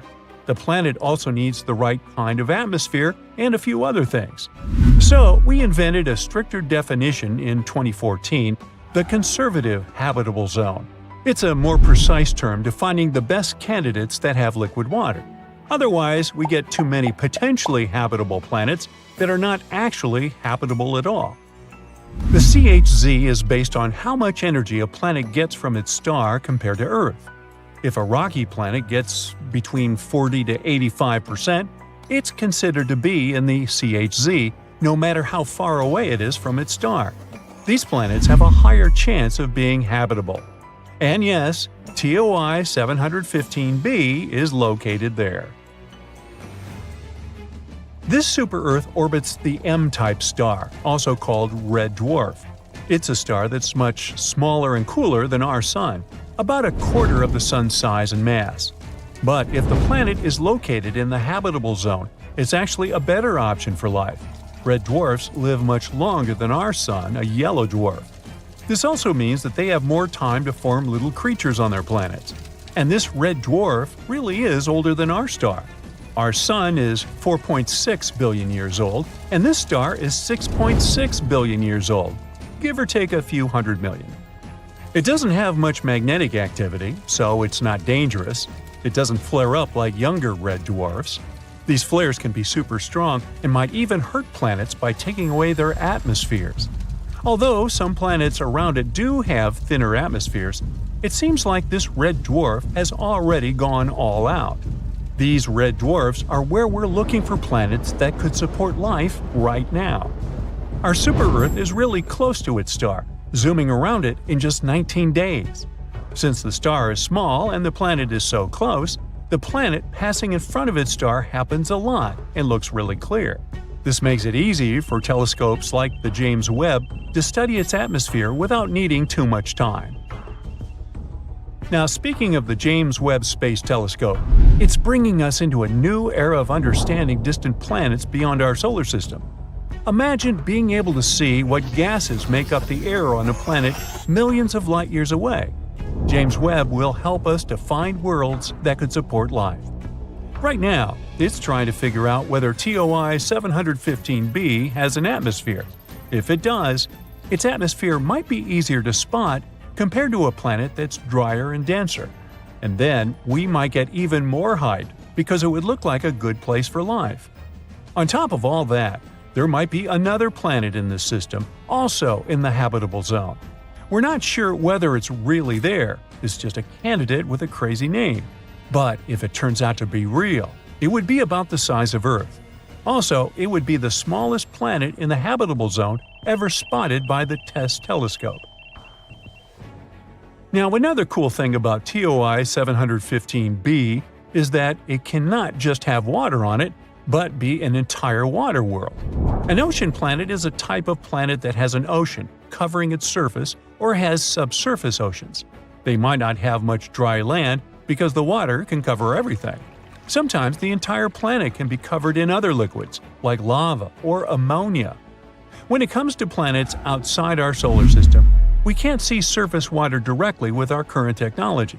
Instead, scientists look for water vapor in the atmosphere as a hint there might be liquid water below. And of course, we wonder if these planets can have life, hopefully not in the form of Leviathan-like monsters. Our models show that planets with oceans might be pretty common in our galaxy. This means there could be lots of ocean worlds out there waiting to be discovered. But the most important part about TOI 715b is that it's in the so-called small planet radius gap. If we give the planets a lineup, There will be those that are bigger and smaller than Earth. But there's a sudden gap in planets that are about from 1.5 to 2 times bigger than ours. Where are they? This gap is interesting to scientists because it tells us something about how planets form and change over time. It's not that planets don't form in this size range. They actually start off larger and then lose some of their mass, like a balloon gradually deflating. Perhaps it happens because of how they orbit their stars, with stars blowing away some of their mass as they dance around it, as our Sun does with gas from comet tails. This gap holds a lot of mystery, and planets, like our new super-Earth, are clues that could help us unravel it. We aren't sure whether it exists around red dwarfs. Maybe it's a gap in how dense these planets are, rather than in their actual size. So studying our discovered planet is even more interesting. It'll help us learn more about distant stars and their planets. Now, I mentioned TESS a while back. NASA's TESS, Transiting Exoplanet Survey Satellite, has been in space for 6 years now and has been incredibly successful. NASA launched TESS because we already found over 5,000 planets orbiting other stars, mainly thanks to the Kepler telescope. But Kepler mostly found large planets, not necessarily like Earth. We decided to focus TESS on finding smaller Earth-like planets around nearby bright stars, making them easier to study with future telescopes. Here's how it works. The camera observes stars and looks for changes in their brightness. If the brightness suddenly drops for a while and then gets back, it could mean there is a planet passing in front of it. But stars can dim for other reasons too. For example, flaring up or having dark spots on their surface, which is why we need to be careful with this data. TESS shows us the size and orbit of these planets. Then ground telescopes help determine their mass. With these 3 parameters, we can figure out what the planets are made of and if they're rocky like Earth or gassy like Jupiter. Yeah, you want to avoid Jupiter after taco night. One example of TESS's discoveries was the TOI 700 system. There, it discovered its first ever Earth-like planet, TOI 700d. This exoplanet also orbited a red dwarf, and it's even closer to us, about 100 light-years away. Unfortunately, it's unlikely to be habitable because the temperatures there are crazy. Another big discovery was made in the AU microscopy system.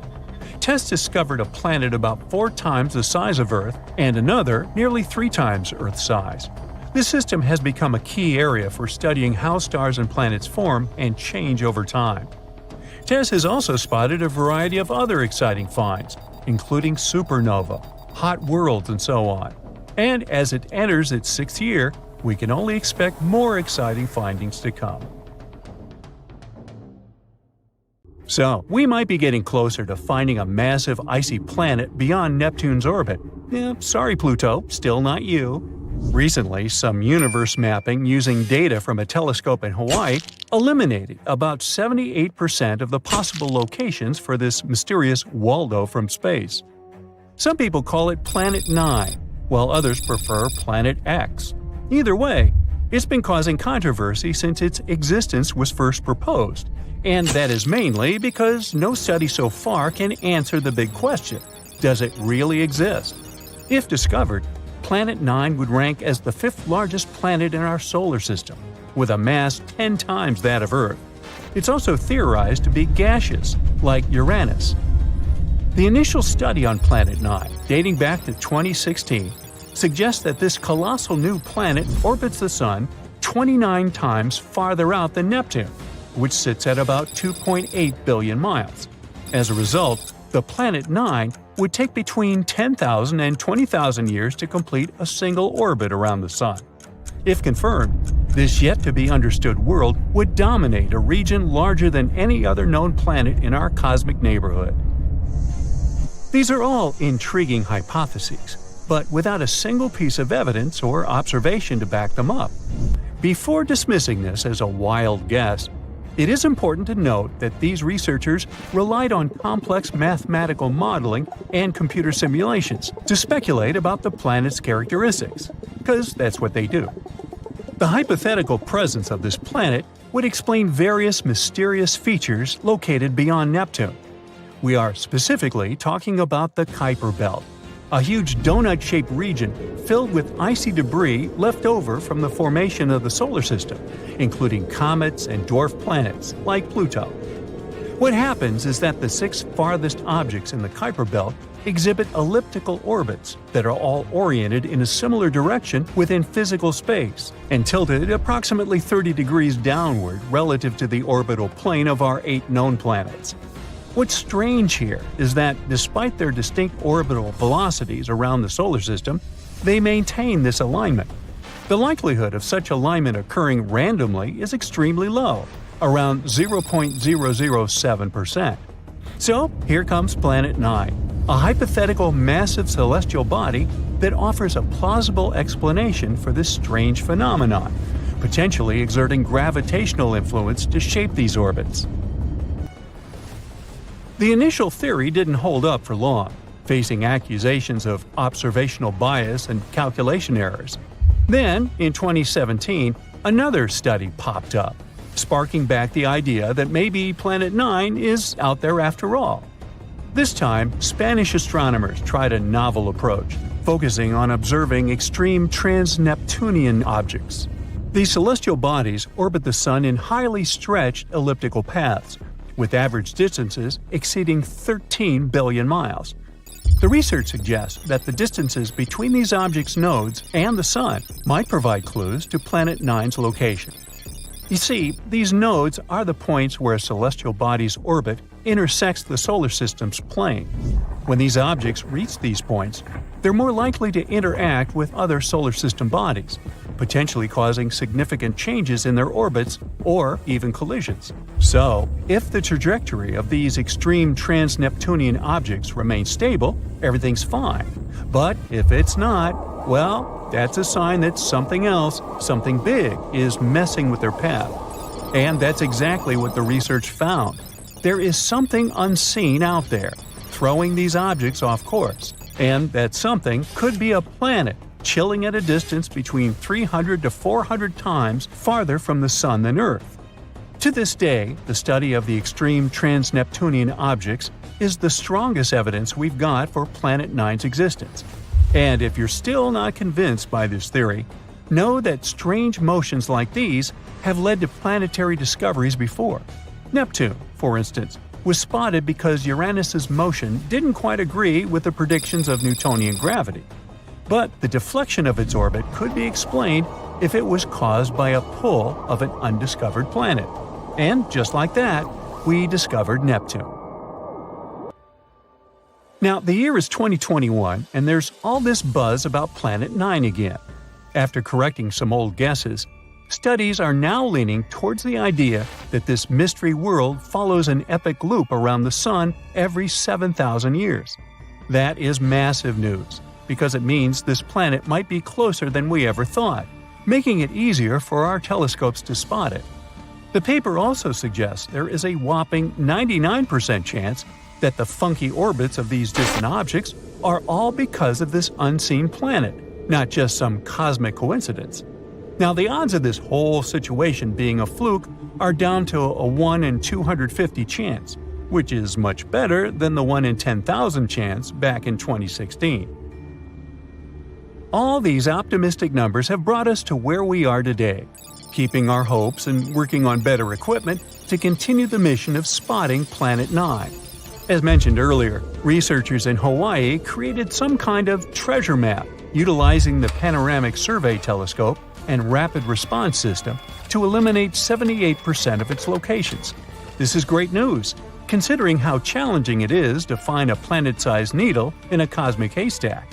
But unfortunately, Planet 9's presence remains a ghost in the dark outer reaches of our solar system. Enthusiasts are still convinced of its existence and believe it is only a matter of time before we celebrate the discovery of Earth's new cosmic cousin. They're putting their hopes on the Vera C. Rubin Observatory, which is currently under construction in Chile and is scheduled to begin science operations in late 2025.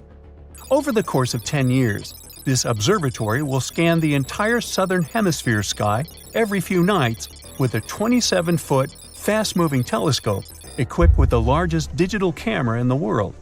The idea is to catalog everything in the solar system, reaching out to and beyond Neptune, and tracking the movements of millions of celestial objects, including space junk, asteroids, comets, and stars.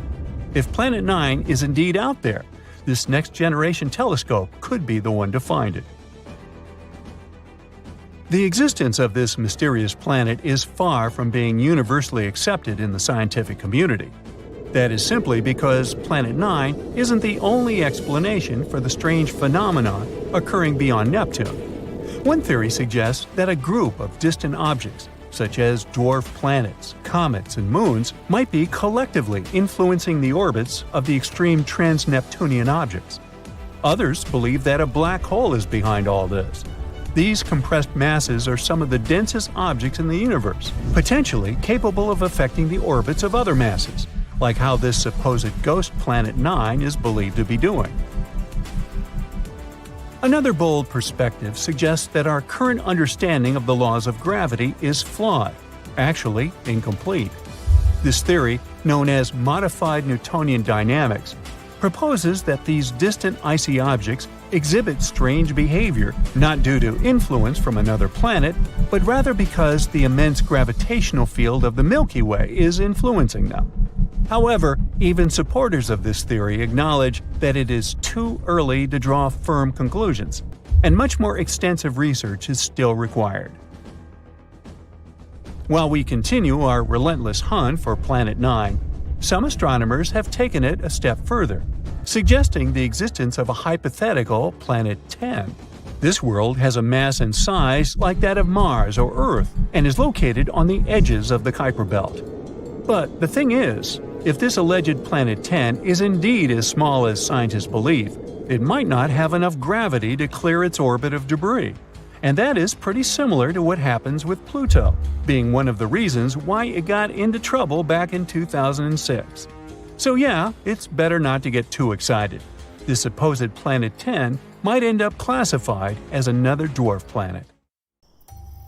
Across millennia, scattered among clay tablets, sacred scrolls, and whispered myths, humanity has preserved haunting tales of a celestial anomaly, a rogue planet, a cosmic saboteur whose rare appearance heralds disaster and upheaval. The Sumerians called it Nibiru, the planet of crossing. Egyptians feared it as the destroyer. Biblical texts knew it as the wormwood star. Are these merely the colorful myths of ancient peoples, or are they fragmented memories of an all-too-real cosmic threat? Modern science, once quick to dismiss such legends, is now forced to reconsider. In 2016, astronomers Konstantin Batygin and Mike Brown from Caltech presented mathematical evidence suggesting the existence of a massive planet at the far edge of our solar system, Planet 9. Their calculations describe a world 5 to 10 times the mass of Earth, on a highly elongated orbit that takes between 10,000 and 20,000 years to complete a single revolution around the Sun. Here's where ancient myth and modern astrophysics begin to blur. Sumerian cuneiform tablets, dating as far back as the 4th millennium BCE, contain astonishingly accurate astronomical data. They describe a solar system of 12 celestial bodies, including a mysterious 12th planet, Nibiru. How did ancient people know about Neptune, discovered only in 1846, or Pluto in 1930? Were they simply guessing, or did they remember something we've forgotten?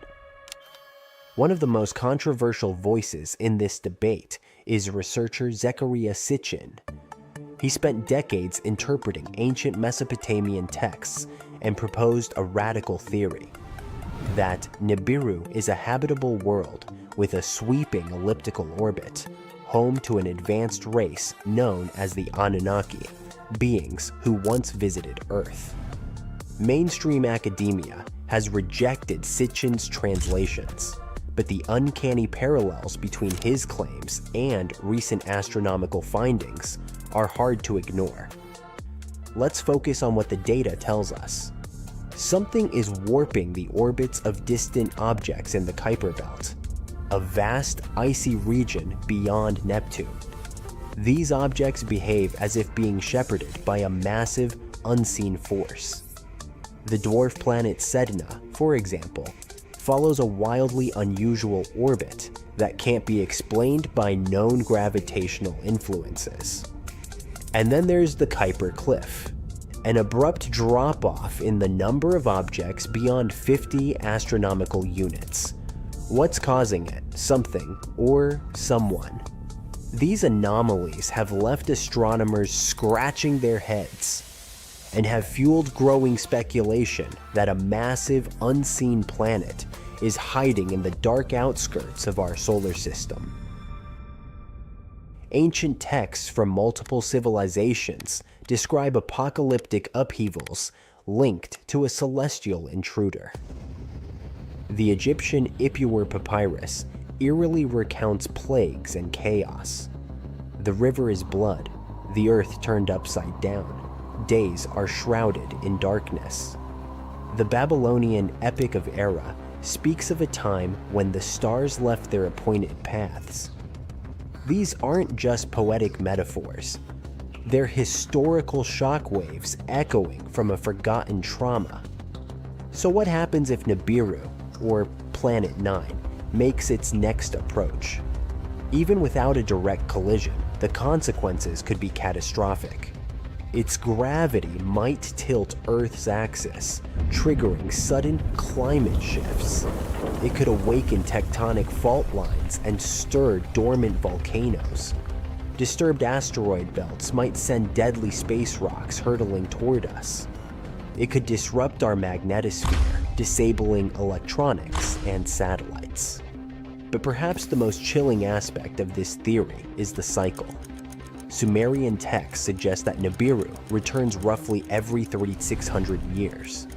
If this is true, its last passage might have occurred around 1600 BCE, a time curiously aligned with the collapse of Bronze Age civilizations, a period marked by mass migrations, natural disasters, and inexplicable cultural decline. Was this coincidence or consequence? The clock might be ticking again. Today, the hunt for Planet 9 continues, using the world's most powerful telescopes and cutting-edge simulations. We stand on the edge of either confirming the greatest myth ever told, or revealing that ancient peoples tried, in the only language they had, to warn us. It may not bear the name Nibiru. It may not carry golden tablets or alien emissaries. But if it exists, its return will reshape everything we think we know about history, science, and our place in the cosmos. One thing is certain, our solar system is far from tamed. It harbors secrets in its coldest, darkest corners, riddles older than civilization itself. And perhaps, just perhaps, the old stories were never stories at all. Maybe they were prophecies. Maybe they were the echo of survivors. Maybe the star of change is already on its way. For thousands of years, people knew only about the planets Mercury, Venus, Mars, Jupiter, and Saturn, which they could see using simple telescopes, or even by the naked eye if conditions were good.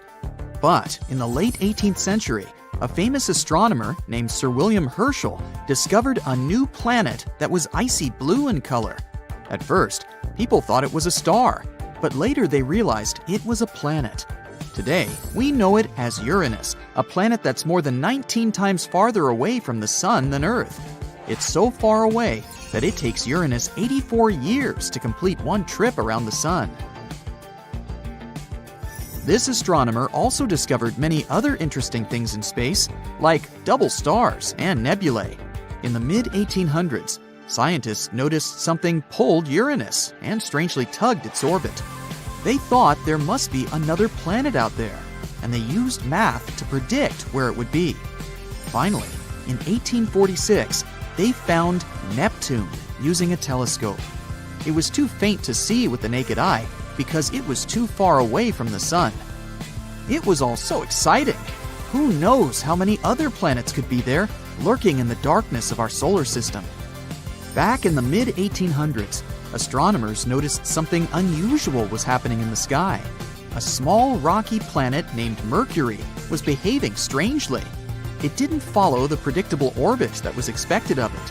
One of the astronomers was a brilliant French scientist named Urbain Le Verrier. He came up with a theory that there could be another planet in our solar system no one had yet discovered. It would be located somewhere between Mercury and the Sun. This hypothetical planet, which he named Vulcan after the Roman god of fire, would have an incredibly hot surface, and it could be a potential explanation for Mercury's strange behavior. He never surely claimed Vulcan was really the one thing disturbing the orbit of Mercury. But, excited by the possibility of discovering a new planet, astronomers all over the world took the idea of Vulcan. For a planet that didn't exist, people committed to developing ideas and getting information about it. Some scientists didn't think it was likely that they had missed another planet as big as Mercury. It would have been hard not to see it by then. But there was a tiny chance of a smaller planet existing inside Mercury's orbit that was too close to the Sun, so no one could see it. One theory said it was about 13 million miles away from the Sun. Mercury is the planet with the most eccentric orbit in our solar system, but the closest point it gets to the Sun is about 28.5 million miles. This means Vulcan would be under half of that distance. The theory moved on, saying that if Vulcan existed, it would orbit the Sun every 19 days and 18 hours, and its path would be tilted about 12 degrees relative to the path of other planets in our solar system. Vulcan's position at its furthest point from the Sun would still be too close to the Sun to be seen with the naked eye, even during twilight.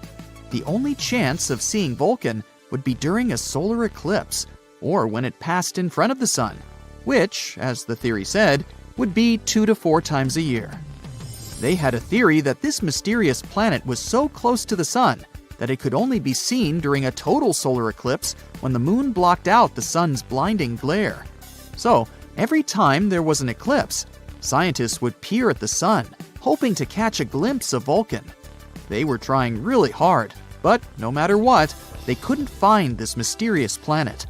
Some astronomers claimed to have spotted it during eclipses, but no one could ever confirm or find evidence for that. The theory of Vulcan was left waiting for some better times. Einstein had a different idea. You know about his theory of general relativity, right? That's where he claimed gravity wasn't some sort of natural force, but a result of space-time curved because of the presence of giant space objects, like planets and stars. Planets circle around the Sun in their usual orbit because space-time is curved. That means the planets are kind of falling towards the central star of our solar system.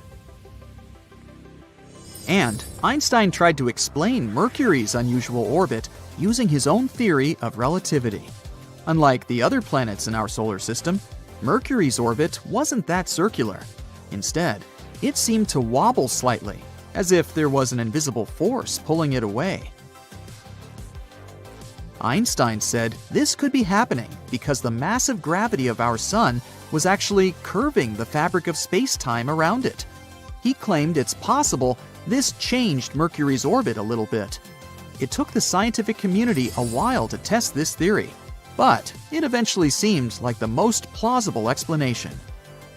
Even though Einstein's theory gave us a more elegant explanation for Mercury's strange orbit, some scientists were still holding out hope for Vulcan. It was especially hard to let go of the idea of Vulcan because Mercury is also the planet that's really hard to see from where we're standing. But later, more and more scientists started accepting Einstein's theory above their imagination. And they would observe a total solar eclipse specifically to test Einstein's theory of relativity, not because of Vulcan. And Vulcan is not the only hypothetical planet everyone was talking about. In the newer age, some believe there could be a mysterious planet lurking in the outer part of our solar system. But this one is more likely to exist. No one has seen it directly yet, but computer simulations show this so-called Planet 9, or Planet X, is probably somewhere there beyond Neptune. Neptune and Planet X could be similar in size. Planet X could be 10 times more massive than Earth and circles around our Sun in an elongated shape, which is on average 20 times farther from the Sun than Neptune. A year there may last between 10,000 to 20,000 Earth years. By comparison, a year on Neptune lasts 165 Earth years. Something this big moving out there beyond Neptune could explain the unusual orbits of smaller objects in the Kuiper Belt. The Kuiper Belt is the area of our solar system beyond Neptune and where it orbits. And there are most likely many asteroids, comets, and some other smaller bodies there, mostly made of ice. There was another hypothetical planet called Nibiru. Remember those rumors that the world could end back in 2012? One of the popular scenarios was Nibiru, which some claimed would hit our home planet at the end of the year. Of course, nothing happened. We're still here, all set and good, but the idea of Nibiru seemed interesting. Stories started in the 1970s when a man named Zecharia Sitchin mentioned Nibiru in his book, The 12th Planet, claiming it orbits the Sun every 3,600 years. But there's no chance a planet with such an eccentric orbit wouldn't disrupt other planets in our solar system with its gravity. And if it was really coming that close to Earth in 2012, we were supposed to be able to see it with the naked eye. Some simple calculations showed Nibiru would have been nearly as bright as Mars at its dimmest and brighter than the faintest stars you see from a city. Oh well, maybe we'll have more luck in the next 3,500 and something years. In 2011, a comet named Elenin appeared that many people thought could be Nibiru. But when you're looking at comets and planets through a telescope, you see they appear differently. A comet has a coma, which is a gas atmosphere, together with a tail, something a planet doesn't have. Plus, this comet didn't slam into the Earth. It came too close to our Sun and fell apart. The leftover pieces will continue moving on their way to the outer solar system for the next 12,000 years. You're on a spaceship flying through outer space at a speed of 180,000 miles per second. This is almost the speed of light. Make yourself comfortable, because the voyage is going to be long. It will last a little more than 90 years. It's better to use a cryo capsule to not get bored. In short, you need to fly for almost a century at the speed of light to get to a mysterious exoplanet that scientists have recently discovered. They have found many planets in the last few years, but this one can help in the search for extraterrestrial life. The planet looks like a dark blue ball and has a complex technical name consisting of letters and numbers. It's about the size of Neptune and orbiting around a little star of class M, or in simple words, around a red dwarf. The planet is 8 times closer to its star than Earth is to the Sun. But this doesn't mean that fiery layers of magma cover the surface of this world. The temperature on this exoplanet is pretty low and similar to Earth's. That's because the red dwarf is not as hot as our Sun. But the most exciting thing is that the atmosphere of this space object consists of water vapor, or helium hydrogen. Scientists don't know for sure, so they actively observe it. But if there is water in its atmosphere, then life can exist. It's unlikely we will discover some big creatures, but even microscopic bacteria would be a big sensation. Another reason why scientists keep their eyes on this planet is its origin. If they find out what the planet's atmosphere is made of, they'll understand how such objects can form around red dwarfs. This will be another little brick of understanding of how the universe works. Even if they discover life on this strange planet, it will be impossible to transport it from there for us to study. Fortunately, there's another massive object near Earth where microbes can live, and it's located inside our solar system. In 2020, scientists detected a strange gaseous substance in Venus's atmosphere. These were chemical residues of phosphine.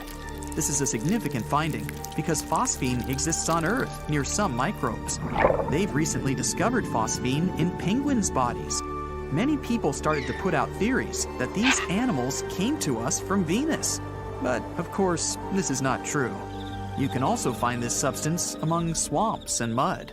So it was a big surprise when they found residual phosphine parts on another planet. It's weird, since life on Venus's surface most likely cannot exist. The temperature and pressure on the planet are just too high. But high up in the sky of Venus, the conditions are not so terrible. Perhaps some microbes live there. But scientists also know that volcanoes often erupt there. A chemical trace of phosphine may appear as a result of these eruptions. If this is the real reason for the appearance of phosphine, they probably won't find any life. Now they're spending a lot of money on the study of this planet. But let's go back to deep space. Over the past 20 years, scientists have been finding exoplanets far and not too far from us. Some of them orbit around dwarfs and big stars, but some planets exist entirely alone. They don't belong to the orbit of any star. They are abandoned in cold outer space. Another exciting thing is that scientists haven't found a planetary system similar to our solar one. All distant exoplanets are located at different distances from their stars. Their sizes and masses are not like those that our planets have. We call them exoplanets since they're beyond our solar system. Some other fascinating space objects are super-Earths. If some planet weighs from 2 to 10 Earth masses, is 2 times bigger, and gets energy from a star, it's called a super-Earth. No more similarities with our home. Super-Earth can consist of gas, rocks, water, ice, fire, acid, glass, or diamonds. Scientists haven't yet found a super-Earth with ideal conditions for humans. Not because all planets are bad for life, but because our body has evolved and adapted to Earth only. We don't know much about super-Earths. They contain a massive amount of energy because of their enormous masses, and this energy is released. Therefore, frequent volcanic eruptions and earthquakes occur on many of these planets. Thunderstorms happen there almost every day. And by the way, one day there lasts several times longer than our 24-hour one. Let's imagine you're on the spaceship again, traveling to some super-Earth. So here it is, massive, orange, majestic. You put on a spacesuit, get into a space capsule, and you change your mind. The whole planet resembles a fiery, boiling ball. If it has any life, it must be some invulnerable creatures. You're not like that, so you fly away to look for another super-Earth. A couple light years away, that giant ball seems to be a friendly place. Wait, this world is located far from its star. The temperature there is so low that even molecules freeze. Antarctica is like a hot desert compared with this super-Earth. You continue your voyage and finally find a perfect spot. It's 3 times heavier and twice bigger in size than Earth. It consists of rocks, gases, and possibly water. You descend to the planet on the transport capsule, open the door, and take one step. Your legs are too heavy. Your whole body has gained weight. You feel as if you were carrying a huge box of bricks on your back. You can't even walk a few feet. And the reason for this is gravity. The greater the weight the super-Earth is, the greater its gravitational force becomes. You're pressed to the ground, and your muscles are too weak for this. Also, increased gravity provokes active fluctuations of tectonic plates. Earthquakes and landslides happen on this planet pretty often. The rocky surface here is constantly changing. To live on such a planet, you would need to develop new technology to build houses. You get back into the capsule and fly away, but not too far. The planet's gravity doesn't allow your ship to rise high into the sky. It's like ropes pulling you down. You use all the remaining fuel to overcome the gravity and go beyond the atmosphere. Another problem with such worlds is meteorites. Gravity attracts not only your ship, but also colossal space objects flying by. A giant asteroid can get off its route because of the attraction of the super-Earth. It can hit the planet in the form of a meteor shower. But the falling speed is also faster, so the destruction will be more massive. But the worst thing that can happen to the super-Earth is the stoppage of the planet's core, caused by high pressure. Hundreds of billions of tons of solid rock can squeeze the heart of this world. and the core should always be in motion to perform its primary function, keeping the magnetic field working. Solar storms and cosmic radiation can create severe problems for all life on the surface. On Earth, these storms disrupt the operation of electronics and affect human health. This happens even if small holes appear in the magnetic field. And what would happen if all the protection disappears? The energy of the closer star and the radiation from distant space would quickly destroy the super-Earth and make it impossible for life to develop. All these events can happen to a super-Earth with ideal conditions for living. And such a planet is a rarity. Most super-Earths have terrible surfaces and atmospheres. There's a planet where the air is so hot that it can evaporate metals. The fiery wind simply splits any solid substance into molecules. Such a super-Earth is more like a star, not an ordinary planet. Also, there's another super-Earth, wholly covered with water. You won't find a single piece of land there.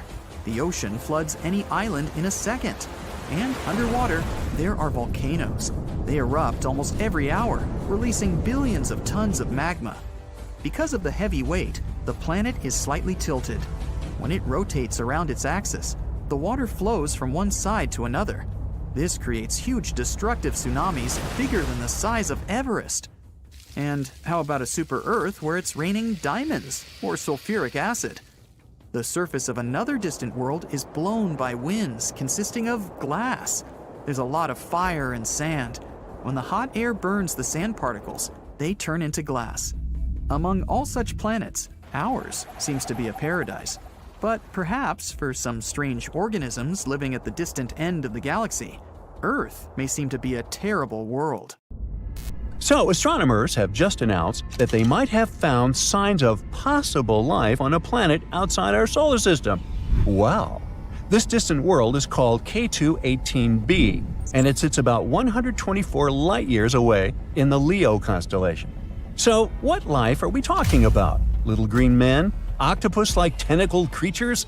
Well, not exactly. First things first, let's define what life is. It's what distinguishes animals and plants from inorganic matter, like the ability to grow, reproduce, and change. Now, what do we need to support life?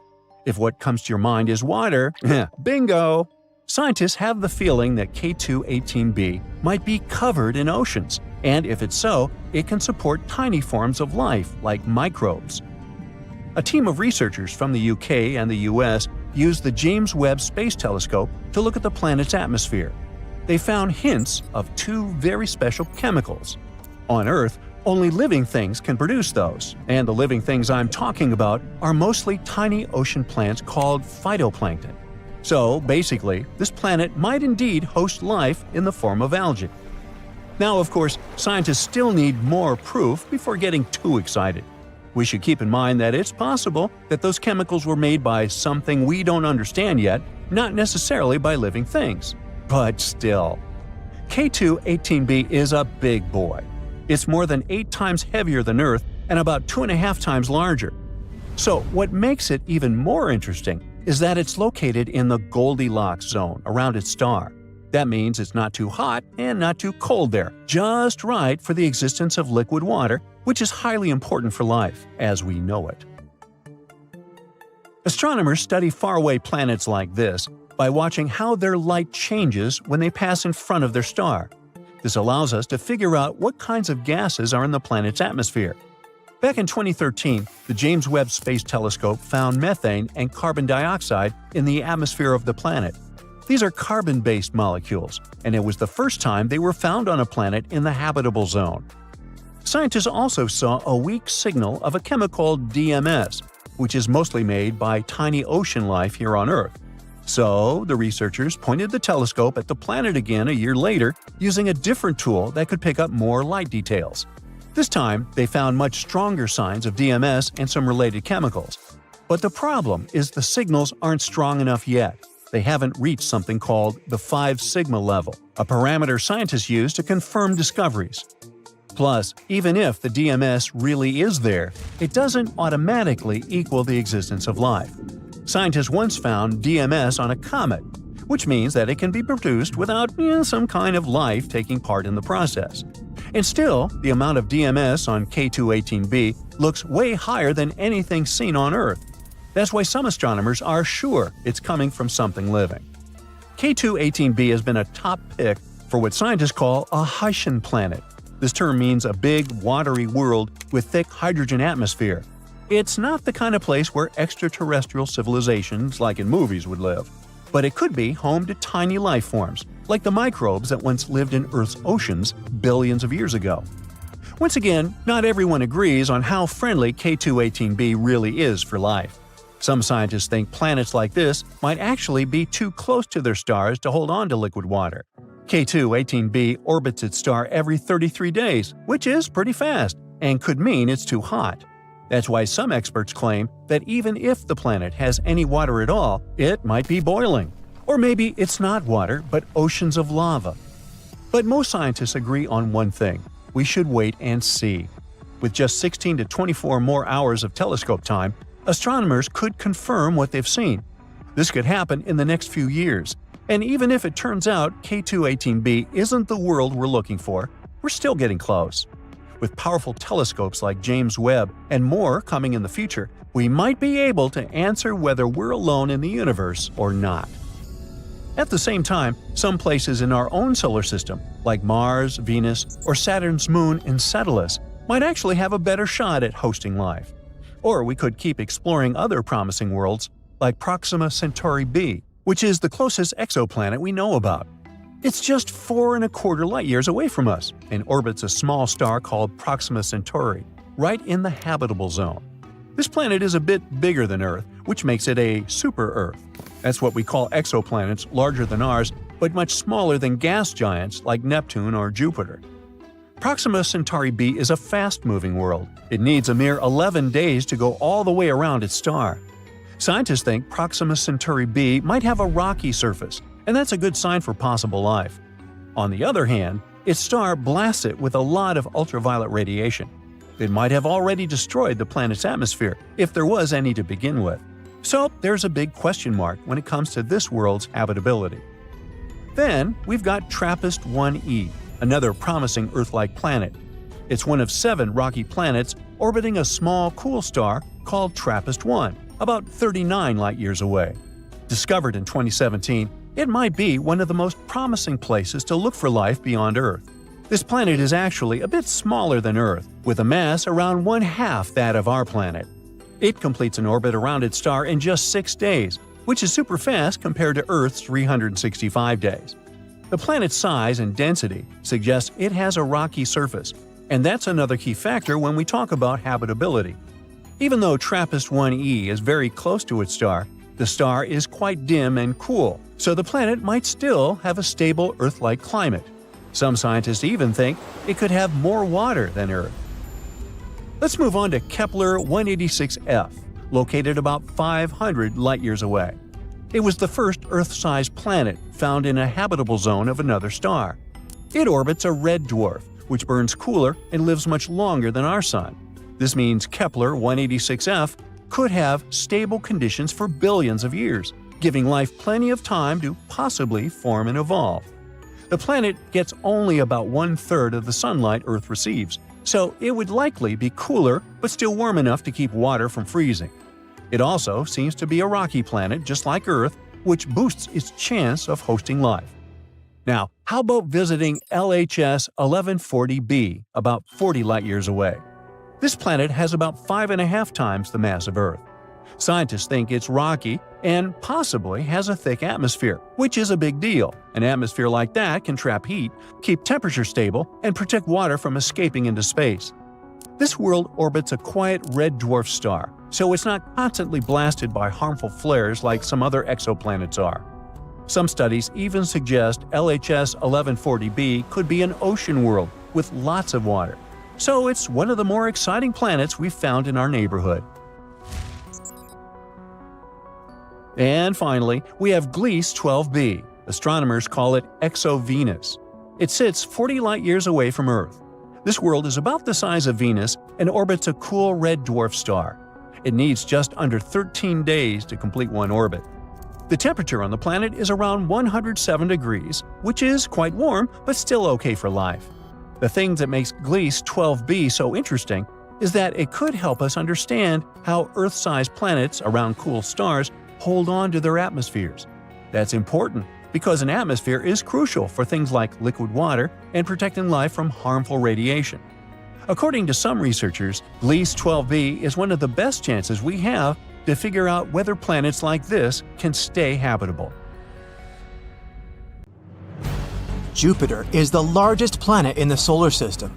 More than 1,300 Earths could fit inside this gas giant. It's also 2.5 times more massive than all the other planets of the solar system combined. But if you think this is mind-boggling, I've got some great news for you. Very recently, a team of astronomers have discovered a much bigger planet with the help of the Subaru telescope and the NASA Hubble Space Telescope. It's a Jupiter-like protoplanet orbiting a very young star, AB Aurigae. The star is probably still forming and is no more than 5 million years old. For comparison, our Sun is 4.6 billion years old. The young star is located at around 531 light-years away from Earth in the constellation of Aurigae. The star is shrouded in a thick, quickly moving layer of gas and dust. This disk feeds the growth of the star. Later, what's left of the disk will come together to form the elements of the planetary system. Planets, dwarf planets, comets, asteroids, you name it. But back to the newly discovered planet. It's a gas giant whose mass equals that of 9 Jupiters. Can you imagine this colossus? It takes the planet, named AB Aurigae b, almost 588 Earth years to complete just one journey around its parent star. Maybe because it's 93.9 AU, astronomical units, away from it. Now, why is the discovery of this planet so amazing? Because according to astronomers, it's been forming in a very bizarre way. Or should I say, is forming, since this gas giant is still in the process.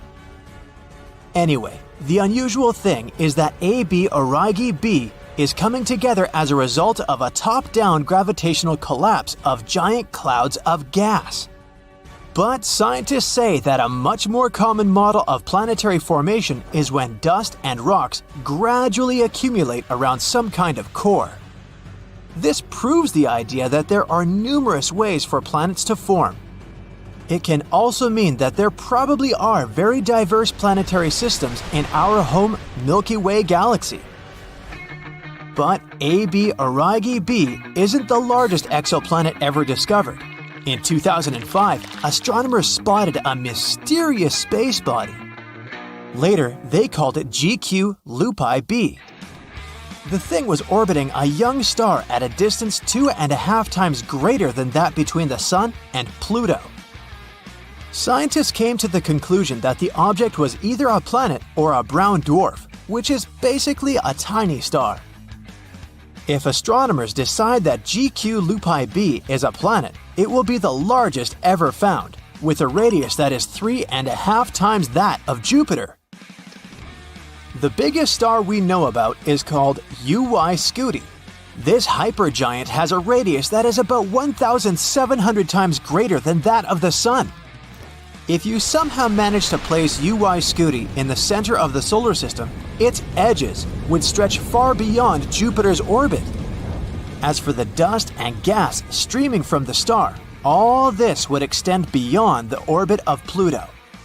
That's 400 times the Sun-Earth distance.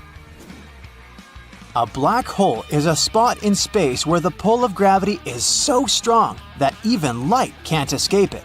But why is gravity so powerful there? Because matter is squeezed into a teeny tiny space. Supermassive black holes, which can be many millions of times the mass of the Sun, tend to lurk in the centers of galaxies. The most massive black hole astronomers have discovered so far is TUN 618. Its mass is equal to that of 66 billion suns. It was the year 2010. With the help of the Fermi telescope, astronomers spotted something ginormous, something entering the Milky Way. Their discovery looked like massive blobs of matter that could only be observed in particular wavelengths of light. They were also about 25,000 light-years tall. Scientists think that the blobs, called Fermi bubbles, could be produced by our galaxy's central black hole. Space seems to be extremely deserted, but some places are even emptier than the rest, like supervoid in Eridanus. Astronomers noticed this huge region of empty space in 2004. The area stretches 1.8 billion light-years across. It's mysteriously devoid of gas, dust, stars, and even dark matter. A nebula is a massive cloud of gas and dust floating in space. Some nebulae form when a star is nearing the end of its life and throws out loads of gas and dust. Others appear in regions where new stars are forming. The largest nebula we know about is the Tarantula Nebula. In its longest span, it measures over 1,800 light-years. This nebula, also known as 30 Doradus, is located around 170,000 light-years away from Earth. Unlike its namesake, the tarantula isn't dangerous. Quite the opposite. It's a stellar nursery, which means it's a region where tons of young stars are born. Even cooler, it's the most active star-forming area in our entire galactic neighborhood. In 2021, the biggest ever comet we know about entered our solar system. It was 85 miles across, and its icy nucleus was 50 times greater than the nucleus of the previous record breaker. The intruder's mass was a whopping 100,000 times bigger than that of the average comet. In fact, see 2014 UN 271, Bernardinelli-Bernstein, was so large that astronomers first classified it as a minor planet. Is it going to crash into Earth? Nah. It won't get closer than 1 billion miles to our beautiful green planet, and it won't happen until 2031. But could there be comets even bigger than that? Who knows, but the thought is terrifying. There are loads of bizarre things in the universe, and hypothetical nuclear pasta is one of them. If it does exist, nuclear pasta is the strongest material in the entire universe. It forms from the leftovers of extinguished stars when this substance gets squeezed into spaghetti-like tangles of material. It can theoretically break, but only if you apply 10 billion times the pressure needed to shatter steel. Pulsars are spherical space objects the size of a large city, but they pack more mass than the entire sun. They radiate 2 narrow beams of light, sending them in opposite directions. The Black Widow pulsar, just like its spider namesake, is munching on its partner. It's a lightweight brown dwarf star. The more material the pulsar consumes, the more slowly it spins. The energy the neutron star is losing in the process causes its companion star to dwindle. Haumea is a dwarf planet orbiting the Kuiper Belt. It's a donut-shaped ring of objects around the Sun that extends just beyond the orbit of Neptune. The mini-planet has a bizarre, elongated shape and 2 moons. The day on this planet lasts just 4 hours, which makes it the fastest spinning large object in the solar system. But the most mysterious thing about Haumea is that the planet has a thin, 40-mile-wide ring circling it. What is it? Where did it come from? No one knows. Could be the result of a collision that happened in the distant past. The 18th brightest star in the night sky, Fomalhaut, is a terrifying sight. It's dubbed the Eye of Sauron because it looks like a ring of dust and debris circling it. It makes the star look like a giant eye staring into your soul. The intimidating star is more than twice the mass of the Sun. It's 25 light-years away from Earth, which isn't that far away considering distances in space. Look at this butterfly. Its wingspan is more than 3 light-years, and the structure inside this nebula is one of the most complicated ever observed. The nebula's central star, a white dwarf, is heated to an incredible 450,000 degrees Fahrenheit. It means it was formed from another gargantuan star, more than 5 times the size of the Sun. The white dwarf is surrounded by a thick disk of dust and gas at the equator. That's what probably makes the whole structure look like an hourglass or a butterfly. The only life that we are certain about so far in the entire universe is on planet Earth. Whether that life is intelligent is, let's say, arguable. But anyway, it's not surprising that we're tirelessly searching for life on other planets. So far, they've discovered more than 4,000 of them. But what's even cooler? NASA has compiled a new list of 24 planets that aren't just Earth-like, they're better. The conditions on them are so good that they're more comfortable than on our planet. So let's examine some of them. KOI 5715.01. Let's be coy, shall we? This wonderful planet is in the constellation Cygnus. And why is it so wonderful? Well, our Sun is a yellow dwarf. And sorry, Sun, even though you're not bad at supporting life, there are some stars that can do it better. Nothing personal. The planet KOI 5715.01 orbits near an orange dwarf. Orange dwarfs are stars slightly smaller than our Sun and have a little lower luminosity. Did you like the alliteration there? Anyway, don't worry, it doesn't mean we're going to live in complete darkness. In fact, if the planet is found closer to the Sun and it has a thicker atmosphere, it may even be lighter and more colorful than on Earth. Now, our Sun has a very short lifespan. Right now, it has 7 to 8 billion years left to live, a little longer than Earth's age. But orange dwarfs can live from 45 to 70 billion years. This is great not only because we'll be able to hang out on this planet longer, but also because the planets around these stars have more time to form life. Now, ideally, we would need to find a planet next to an orange dwarf that is about 7 billion years old. It's very likely there will be at least some organisms there.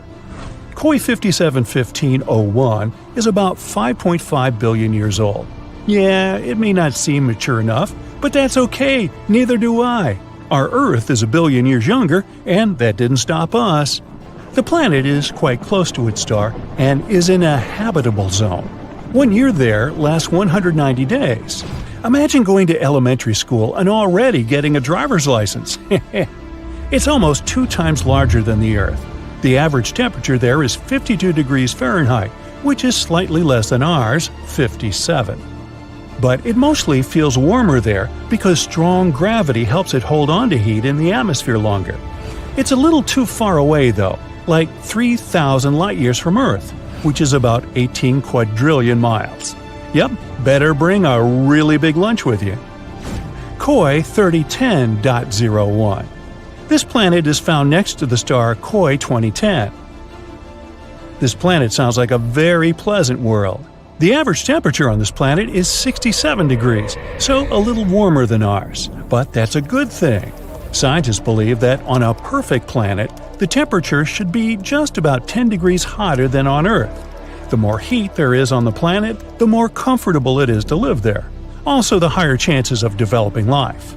The radius of this planet is nearly 1.5 times larger than Earth. There's some atmosphere, although we're not yet sure about its composition, but it's probably like the Earth's. Scientists think that we'll find an ocean there, and it can cover up to 60% of the surface, which is also cool. In a perfect world, water and land should be distributed more evenly than on our planet. A little more land means a little more territory and resources, right? But listen, this planet is actually very similar to the Earth. The semblance is so striking that scientists believe we have an 84% chance to find life there. Of course, not necessarily an intelligent life, but at least some animals. Wouldn't that be cool? Now, what do you think they could look like? Very Earth-like planet, but with stronger gravity. Well, if someone lives there, they're probably big but have a small height and strong little legs. Sounds adorable and scary. But we won't be able to find out the truth anytime soon. So far, for us, these planets are microscopic dots in space. We only have some dry, boring data about them and don't even know what they look like. We'll have to wait until we can find a way to get closer to these planets. Kepler 186f.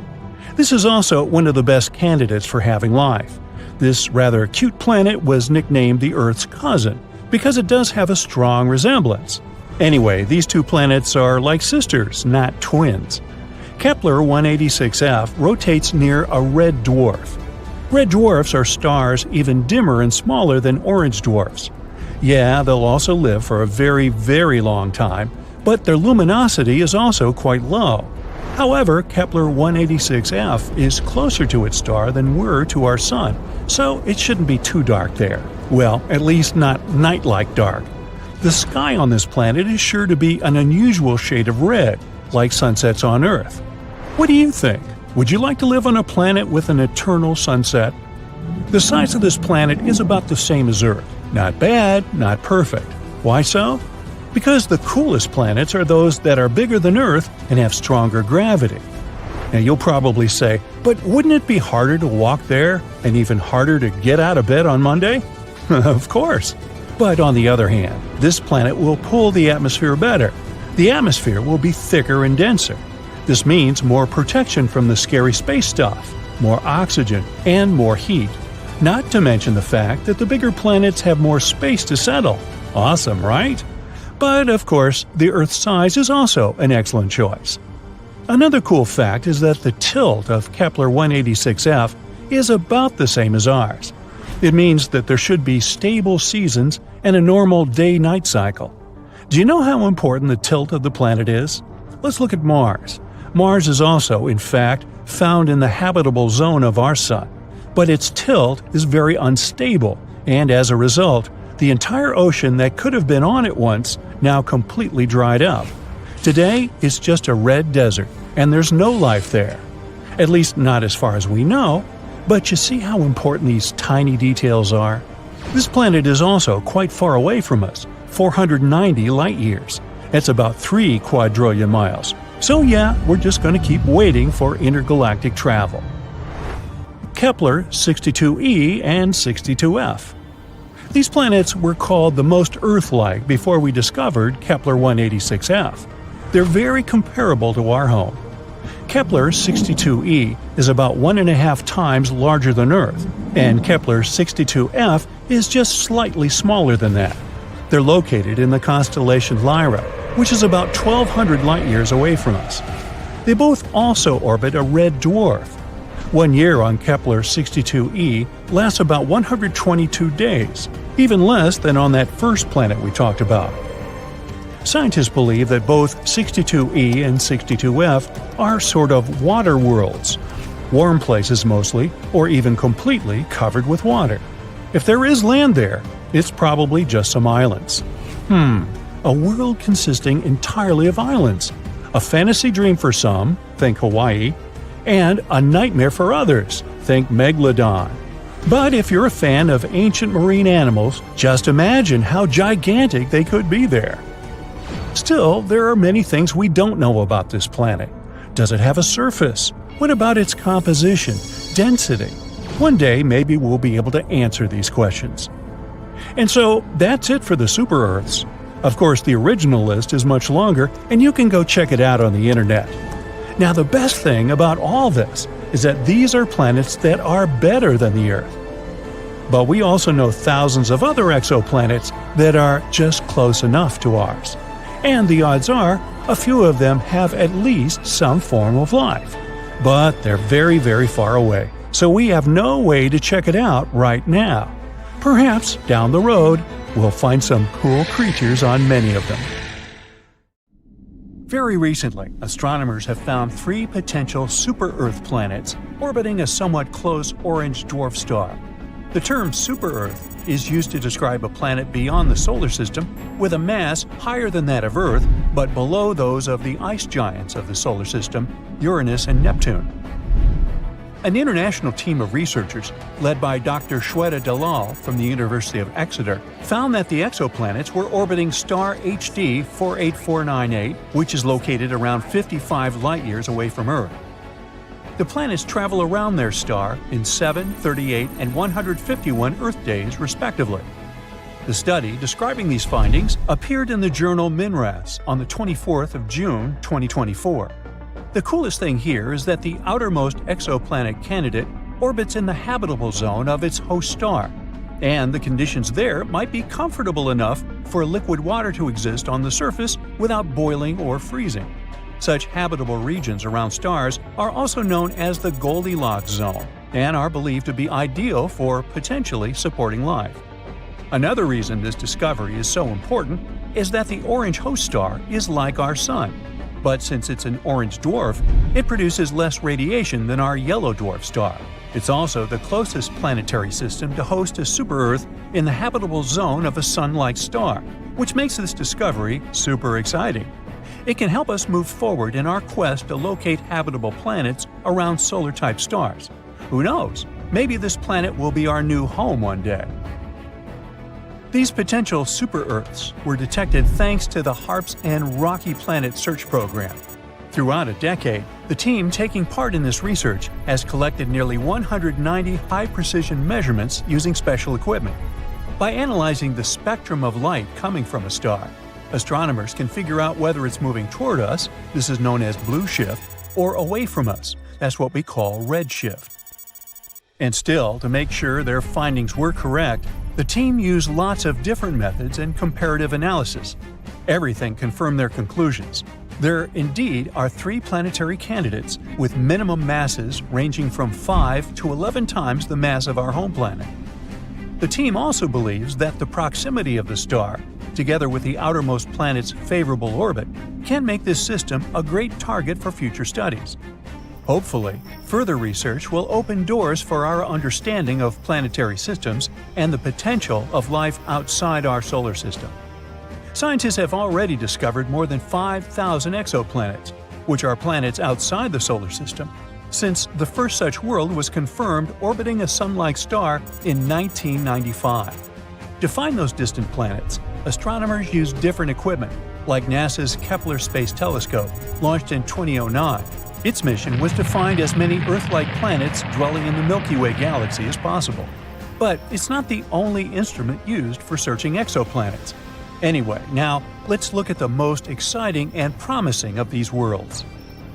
Gliese 667 cc is a mere 22 light-years from Earth.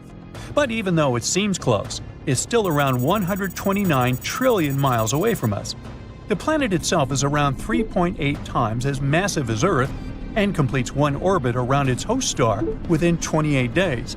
In other words, a year on that Earth-like planet is 13 times shorter than a year on our planet.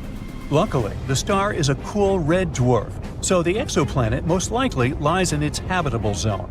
But there's still a chance that this world might be regularly baked by the flares coming from its parent star, which is not cool on many different levels. Kepler 22b is way further away than the previous world, more than 600 light-years away from our planet.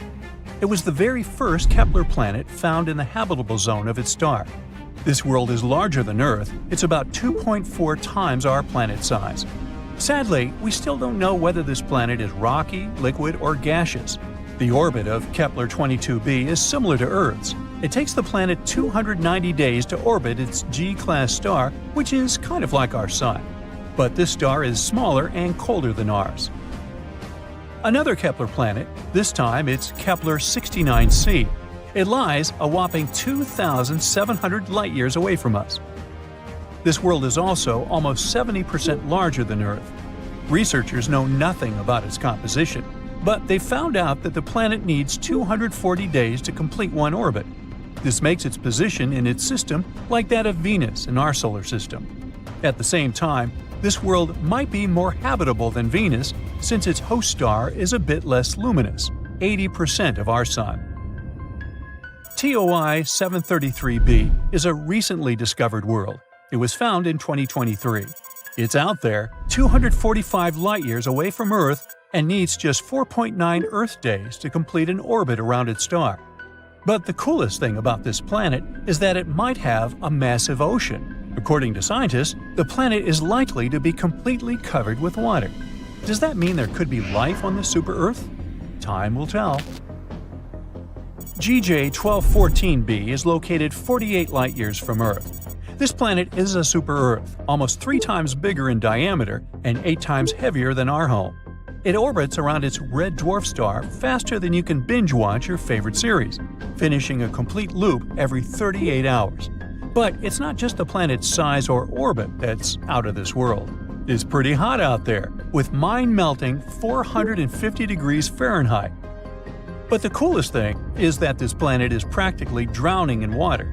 The sizzling temperatures and crazy high pressures on JG 1214b create some cool materials like hot ice and superfluid water. Superfluidity is something that happens in liquid helium when it's almost as cold as it can get. On Earth, water totally missed the memo about being superfluid because it needs ridiculously low temperatures and off-the-chart pressures to pull off that trick. Still, there's not much use in superfluid water. Even if you try it, you'll just get dehydrated. The super-Earth that's closest to us was discovered in 2016 and is called Proxima Centauri b. It's located a mere 4 light-years away from Earth and has a mass remarkably similar to that of our planet. A year on Proxima Centauri b is short. It only takes the planet 11.2 days to complete a circle around its central star. Scientists discovered this world after they noticed that its parent star was slightly wobbling.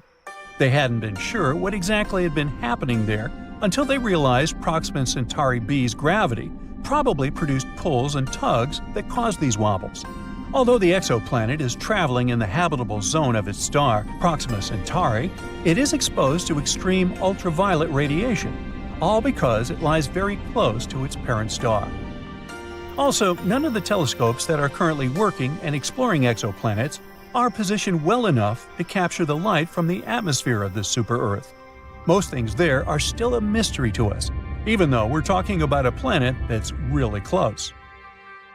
Super-Earth TOI 715b orbits a red dwarf, a star smaller and cooler than our Sun. At the moment, such stars remain prime candidates for finding habitable planets orbiting them. Those miniature rocky worlds have far closer orbits than those circling around stars like our Sun. But since red dwarfs are small and cool, the planets don't risk anything when crowding closer. They're still safely within a star's habitable zone. Experts say that TOI 715b might have once had an atmosphere thicker than that of Neptune, and now the planet could be in a transition state where it's losing its atmosphere. To confirm this suspicion, scientists need to do more research, and they might finally learn whether this planet is a watery terrestrial planet. For decades now, scientists have been discovering new planets outside our solar system. By 2023, we've found more than 5,000 of them, and many of these exoplanets could potentially even have life. Now, if you're ready for a wild ride through space, let's find out what potentially habitable planets we've discovered in the last few years. LP 890-9b and LP 890-9c. Buckle up because we're heading to LP 890-9, a red dwarf star located a whopping 105 light-years away from Earth. This star is quite cool compared to our Sun, in terms of temperature, of course. It has a temperature of about 4,700 degrees Fahrenheit. Now, this little guy may be small, but it's packed with surprises. For example, 2 exoplanets orbiting around it. Moreover, both of these planets are likely terrestrial, meaning they are rocky, just like Earth. First up, we have LP 90-9b, which was discovered in 2022 using the TESS telescope and later confirmed by the Speculoos telescope. This planet is a super-Earth, weighing in at about 13 times the mass of our own planet. It's also slightly bigger than Earth, with a radius about 1.3 times larger. And if you thought Mercury's orbit around the Sun was quick, just wait until you hear about LP 890-9b. It takes about 3 days to complete one lap around its star. Imagine falling asleep in freezing winter and waking up in hot summer. But the real showstopper here is LP 890-9c. This one was discovered by the Speculoos telescope. It's a bit further out from the star and takes a leisurely 2.5 times longer to orbit than LP 890-9b. It's also a bit larger than Earth. But its real claim to fame is its location within the habitable zone of its star. That means it could potentially have liquid water on its surface and a climate suitable for life. Now this planet becomes a prime candidate for studying its atmosphere using the James Webb Space Telescope. But hold on. It's not all sunshine and rainbows for LP890-9c. It's also really close to its star, meaning it's full of radiation that could potentially make it less habitable. And to top it off, it's tidally locked, just like our moon. That means one side of the planet is always facing the star and is incredibly hot, while the other is always in the dark and really cold. Scientific models suggest that this planet could be more like Venus in terms of its atmosphere and climate, and Venus isn't known for being human-friendly. But despite these challenges, LP890-9c is still a fascinating exoplanet worth studying further. Who knows what secrets it may hold? Let's move on to the next candidates. GJ1002b and GJ1002c. An international team of scientists, led by researchers at the Instituto de Astrofísica de Canarias, has found two Earth-like planets just 16 light-years away from our solar system. They both orbit a red dwarf star called GJ1002. Our Sun is a yellow dwarf, which means that GJ1002 is much cooler and fainter than our own Sun. But that's okay. Both planets are very close to its star, so it shouldn't be too cold or dark on them. These planets, called GJ1002b and GJ1002c, are both in the habitability zone of their star, meaning they could potentially support life. Also, both of them have masses similar to that of Earth. GJ1002b is the inner planet and takes about 10 days to orbit its star, while GJ1002c takes a little over 21 days. These planets are great candidates for studying their atmospheres and could even be targets for future missions to search for signs of life. The most important thing is that these two planets could potentially support life, and that's pretty cool. Plus, the fact that they're located so close to us means that we might be able to visit them someday. Well, maybe not us personally, but And maybe one day, we'll even find some extraterrestrial life on one of these planets. Now that would be out of this world. But moving on to the next one. Kepler 1649c. Kepler 1649c, also known as the Lost Exoplanet, was rediscovered in 2022 by scientists using data from NASA's Kepler spacecraft. This exoplanet is located about 300 light-years away from Earth and orbits a small, cool star called Kepler 1649. It's about the same size as Earth, and just like the previous ones, it's located in the habitable zone of its star. Initially, the data about this planet was discarded. A special computer program called RoboVetter, written to automatically sift through the volumes of Kepler data, labeled this candidate as a false positive. In other words, the program thought it was just some kind of an error or interference. Fortunately, the researchers double-checked such things, and when rechecking the data, they managed to rescue poor Kepler 1649c. Now we know that this is a terrestrial planet just like Earth, and if it really does contain water, there could even be life there. But don't pack your bags just yet. There are still many unknowns about Kepler 1649c.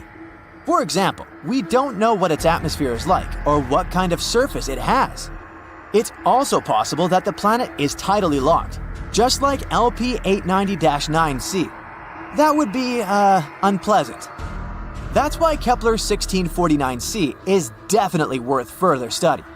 Maybe it turns out to be a perfect place for us to set up a vacation home in the future.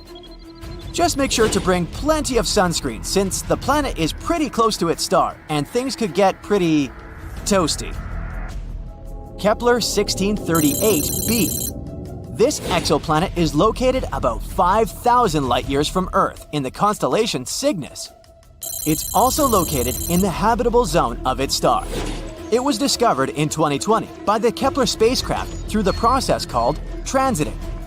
They basically take a bunch of photos of the star at different times, After that, the programs analyzed these photos and looked for small spots and dots on them. These tiny dips in brightness may mean that a planet was passing by the star. Kepler 1638b is a bit of an oddball compared to most exoplanets we've found so far. It's about 4 times the mass of Earth and has a radius about 2 times that of Earth, making it a super-Earth exoplanet. Its orbital period is about 260 days, which is quite close to our Earth, and that's great! Finally, at least somewhere, winter and summer will flow normally. Kepler 1638b could have some liquid water there. That's why it's also a good candidate for further study, to see if it could potentially support life. Let's hope that we'll find out more about this planet in the future.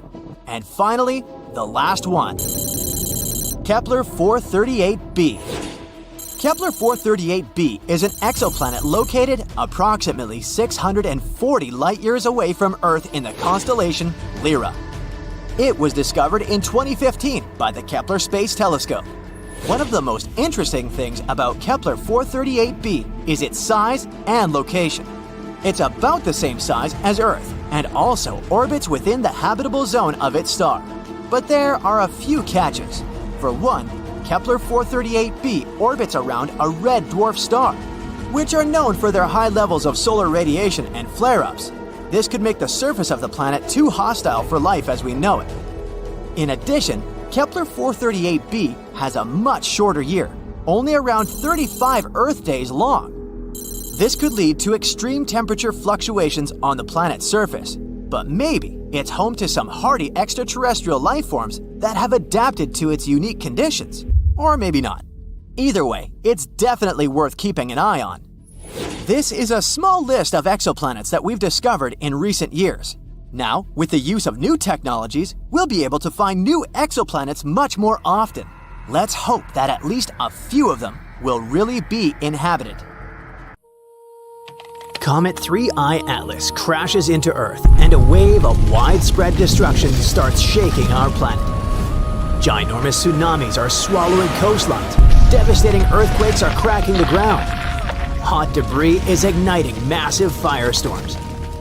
Thick clouds of dust are blocking the sun. Now, that's what could happen if 3I Atlas, a massive comet traveling through the solar system, collided with our planet. But can this disaster actually occur? When will 3I Atlas be the closest to Earth? Let's figure this out. First of all, this comet turned out to be way larger than we previously thought. Its weight is likely a whopping 33 billion tons. Let's throw in a few comparisons to put it into perspective. The Eiffel Tower weighs about 10,000 tons. So, 33 billion tons is roughly the weight of 3.3 million Eiffel Towers. Impressive. Next, all the cars on Earth, and we're talking about 1.5 billion vehicles, each weighing about 1.5 tons, weigh approximately 2.25 billion tons. This means that the comet's mass is 15 times greater than the combined weight of literally all the cars on the planet. And finally, compared to buildings on Earth, 33 billion tons is equal to several large metropolitan areas made entirely of steel and concrete. But the whole idea of how big this comet is fades in comparison with an even crazier fact about it. It could be unknown technology from a different galaxy, and some experts are somewhat sure about that. But why? 3I Atlas was first spotted in July by NASA's Asteroid Terrestrial Impact Last Alert System. A bit later, the US Space Agency confirmed that the object was an interstellar object, only the third we have found so far. Before, it was Comet 2I Borisov that passed through in 2019, and Oumuamua, a weird elongated object that appeared in 2017. But the newest comet, with its up to 3.5-mile nucleus, dwarfs Oumuamua, which is just a quarter-mile long, and Borisov, which is about 0.6 miles across. By the way, some believe that the comet could be even bigger, up to almost 7 miles, but scientists haven't found any proof of that yet. Besides its size, 3I Atlas is different in other ways too, which makes some scientists question its origins. The object is shedding huge amounts of carbon dioxide and dust while zooming towards the Sun. It's most likely the proof that 3I Atlas is more massive than the other two interstellar objects by 3 to 5 orders of magnitude, which is basically a serious anomaly. The comet is also traveling toward the Sun incredibly fast. We're talking about around 130,000 miles per hour, which is almost 170 times the speed of sound. Another weird thing is that this interstellar object is following a straight trajectory, unlike anything else in the solar system. Most space bodies move along curved orbits due to the force of gravity. That made some researchers believe that 3I Atlas might be a probe sent by another civilization to explore Earth, possibly with not-so-friendly intentions.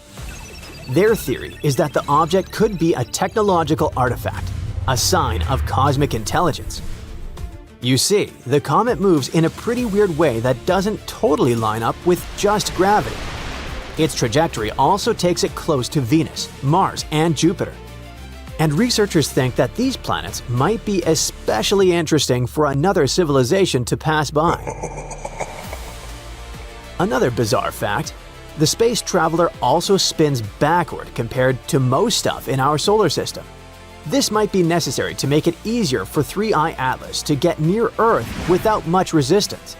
Some scientists think the comet's odd spin and flight path could help whoever or whatever made it take super precise measurements of the planets, things like their orbits and sizes, to plan a perfect route through the solar system.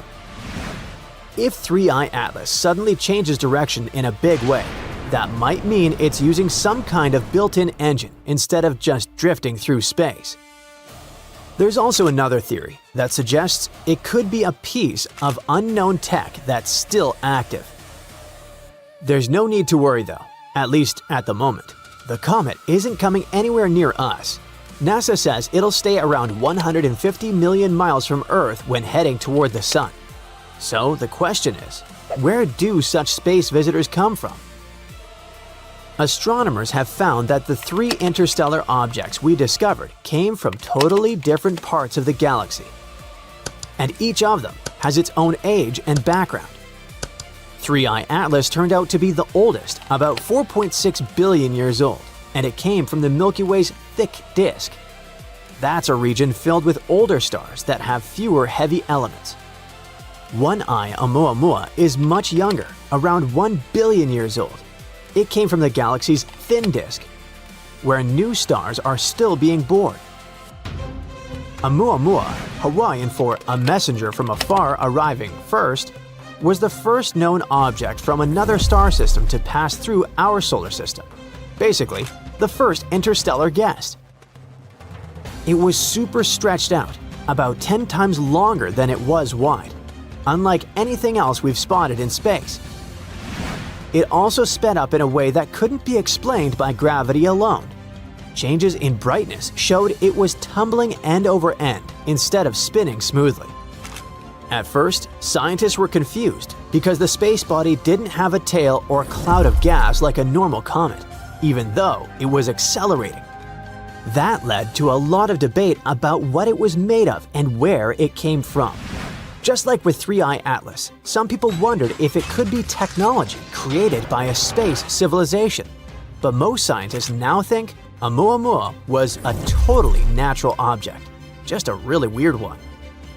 The best guess is that it was a comet releasing invisible hydrogen gas, which caused it to speed up slightly.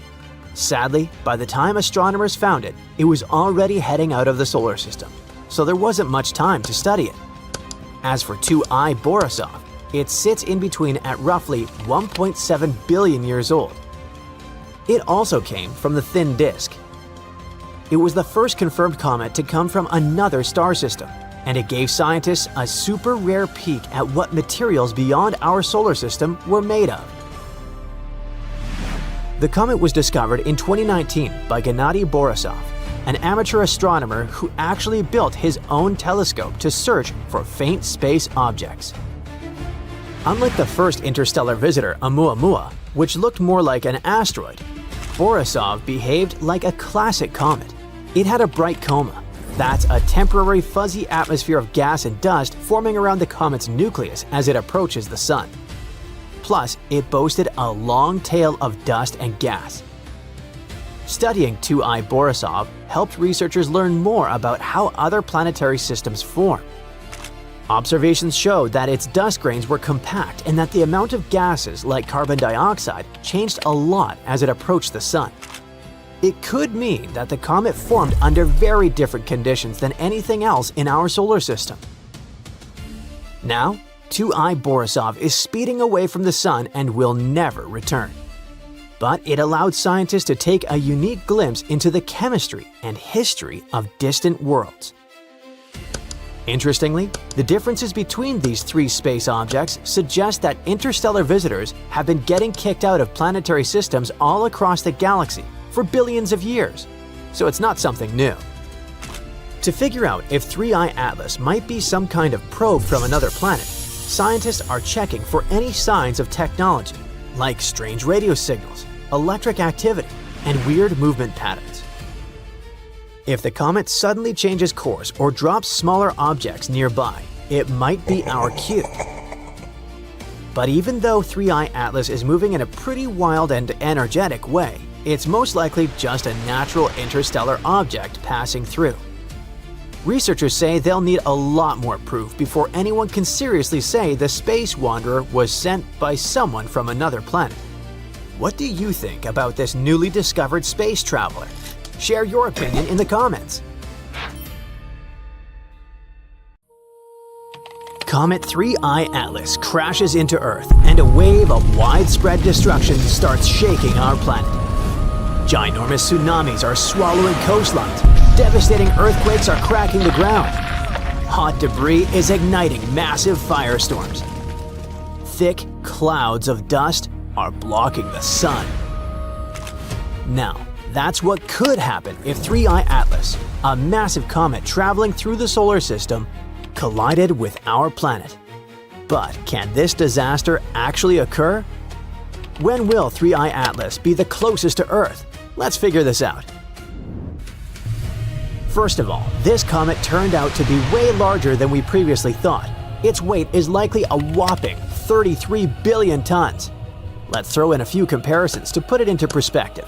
The Eiffel Tower weighs about 10,000 tons. So, 33 billion tons is roughly the weight of 3.3 million Eiffel Towers. Impressive.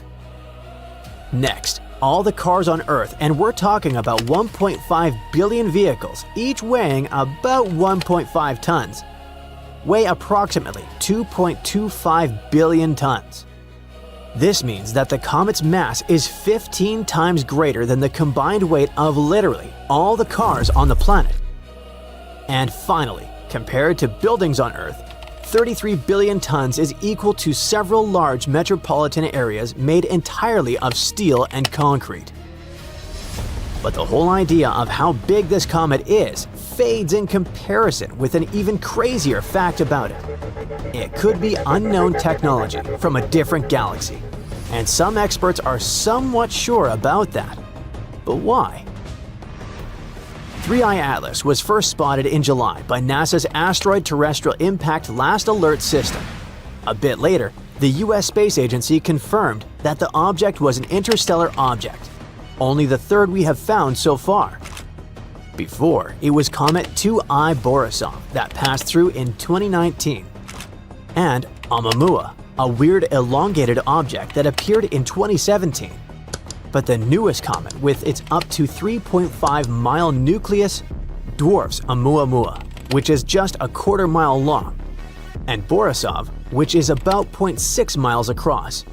By the way, some believe that the comet could be even bigger, up to almost 7 miles, but scientists haven't found any proof of that yet. Besides its size, 3I Atlas is different in other ways too, which makes some scientists question its origins. The object is shedding huge amounts of carbon dioxide and dust while zooming towards the sun. It's most likely the proof that 3I Atlas is more massive than the other two interstellar objects by 3 to 5 orders of magnitude, which is basically a serious anomaly. The comet is also traveling toward the Sun incredibly fast. We're talking about around 130,000 miles per hour, which is almost 170 times the speed of sound. Another weird thing is that this interstellar object is following a straight trajectory, unlike anything else in the solar system. Most space bodies move along curved orbits due to the force of gravity. That made some researchers believe that 3I Atlas might be a probe sent by another civilization to explore Earth, possibly with not-so-friendly intentions. Their theory is that the object could be a technological artifact, a sign of cosmic intelligence. You see, the comet moves in a pretty weird way that doesn't totally line up with just gravity. Its trajectory also takes it close to Venus, Mars, and Jupiter. And researchers think that these planets might be especially interesting for another civilization to pass by. Another bizarre fact, the space traveler also spins backward compared to most stuff in our solar system. This might be necessary to make it easier for 3I Atlas to get near Earth without much resistance. Some scientists think the comet's odd spin and flight path could help whoever or whatever made it take super precise measurements of the planets, things like their orbits and sizes, to plan a perfect route through the solar system. If 3I Atlas suddenly changes direction in a big way, that might mean it's using some kind of built-in engine instead of just drifting through space. There's also another theory that suggests it could be a piece of unknown tech that's still active. There's no need to worry though, at least at the moment. The comet isn't coming anywhere near us. NASA says it'll stay around 150 million miles from Earth when heading toward the Sun.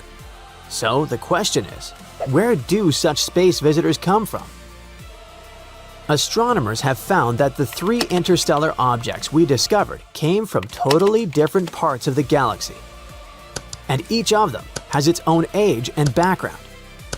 3I Atlas turned out to be the oldest, about 4.6 billion years old, and it came from the Milky Way's thick disk. That's a region filled with older stars that have fewer heavy elements. 1I Oumuamua is much younger, around 1 billion years old. It came from the galaxy's thin disk, where new stars are still being born. Oumuamua, Hawaiian for a messenger from afar arriving first, was the first known object from another star system to pass through our solar system.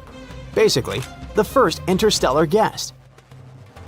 It was super stretched out, about 10 times longer than it was wide, unlike anything else we've spotted in space. It also sped up in a way that couldn't be explained by gravity alone. Changes in brightness showed it was tumbling end over end instead of spinning smoothly. At first, scientists were confused because the space body didn't have a tail or cloud of gas like a normal comet, even though it was accelerating. That led to a lot of debate about what it was made of and where it came from. Just like with 3I Atlas, some people wondered if it could be technology created by a space civilization. But most scientists now think Oumuamua was a totally natural object, just a really weird one. The best guess is that it was a comet releasing invisible hydrogen gas, which caused it to speed up slightly. Sadly, by the time astronomers found it, it was already heading out of the solar system, so there wasn't much time to study it. As for 2I Borisov, it sits in between at roughly 1.7 billion years old. It also came from the thin disk. It was the first confirmed comet to come from another star system, and it gave scientists a super rare peek at what materials beyond our solar system were made of. The comet was discovered in 2019 by Gennady Borisov, an amateur astronomer who actually built his own telescope to search for faint space objects. Unlike the first interstellar visitor, Oumuamua, which looked more like an asteroid, Borisov behaved like a classic comet. It had a bright coma. That's a temporary fuzzy atmosphere of gas and dust forming around the comet's nucleus as it approaches the Sun. Plus, it boasted a long tail of dust and gas. Studying 2I Borisov helped researchers learn more about how other planetary systems form. Observations showed that its dust grains were compact and that the amount of gases like carbon dioxide changed a lot as it approached the Sun. It could mean that the comet formed under very different conditions than anything else in our solar system. Now, 2I Borisov is speeding away from the Sun and will never return. But it allowed scientists to take a unique glimpse into the chemistry and history of distant worlds. Interestingly, the differences between these three space objects suggest that interstellar visitors have been getting kicked out of planetary systems all across the galaxy for billions of years, so it's not something new. To figure out if 3I Atlas might be some kind of probe from another planet, scientists are checking for any signs of technology, like strange radio signals, electric activity, and weird movement patterns. If the comet suddenly changes course or drops smaller objects nearby, it might be our cue. But even though 3I Atlas is moving in a pretty wild and energetic way, it's most likely just a natural interstellar object passing through. Researchers say they'll need a lot more proof before anyone can seriously say the space wanderer was sent by someone from another planet. What do you think about this newly discovered space traveler?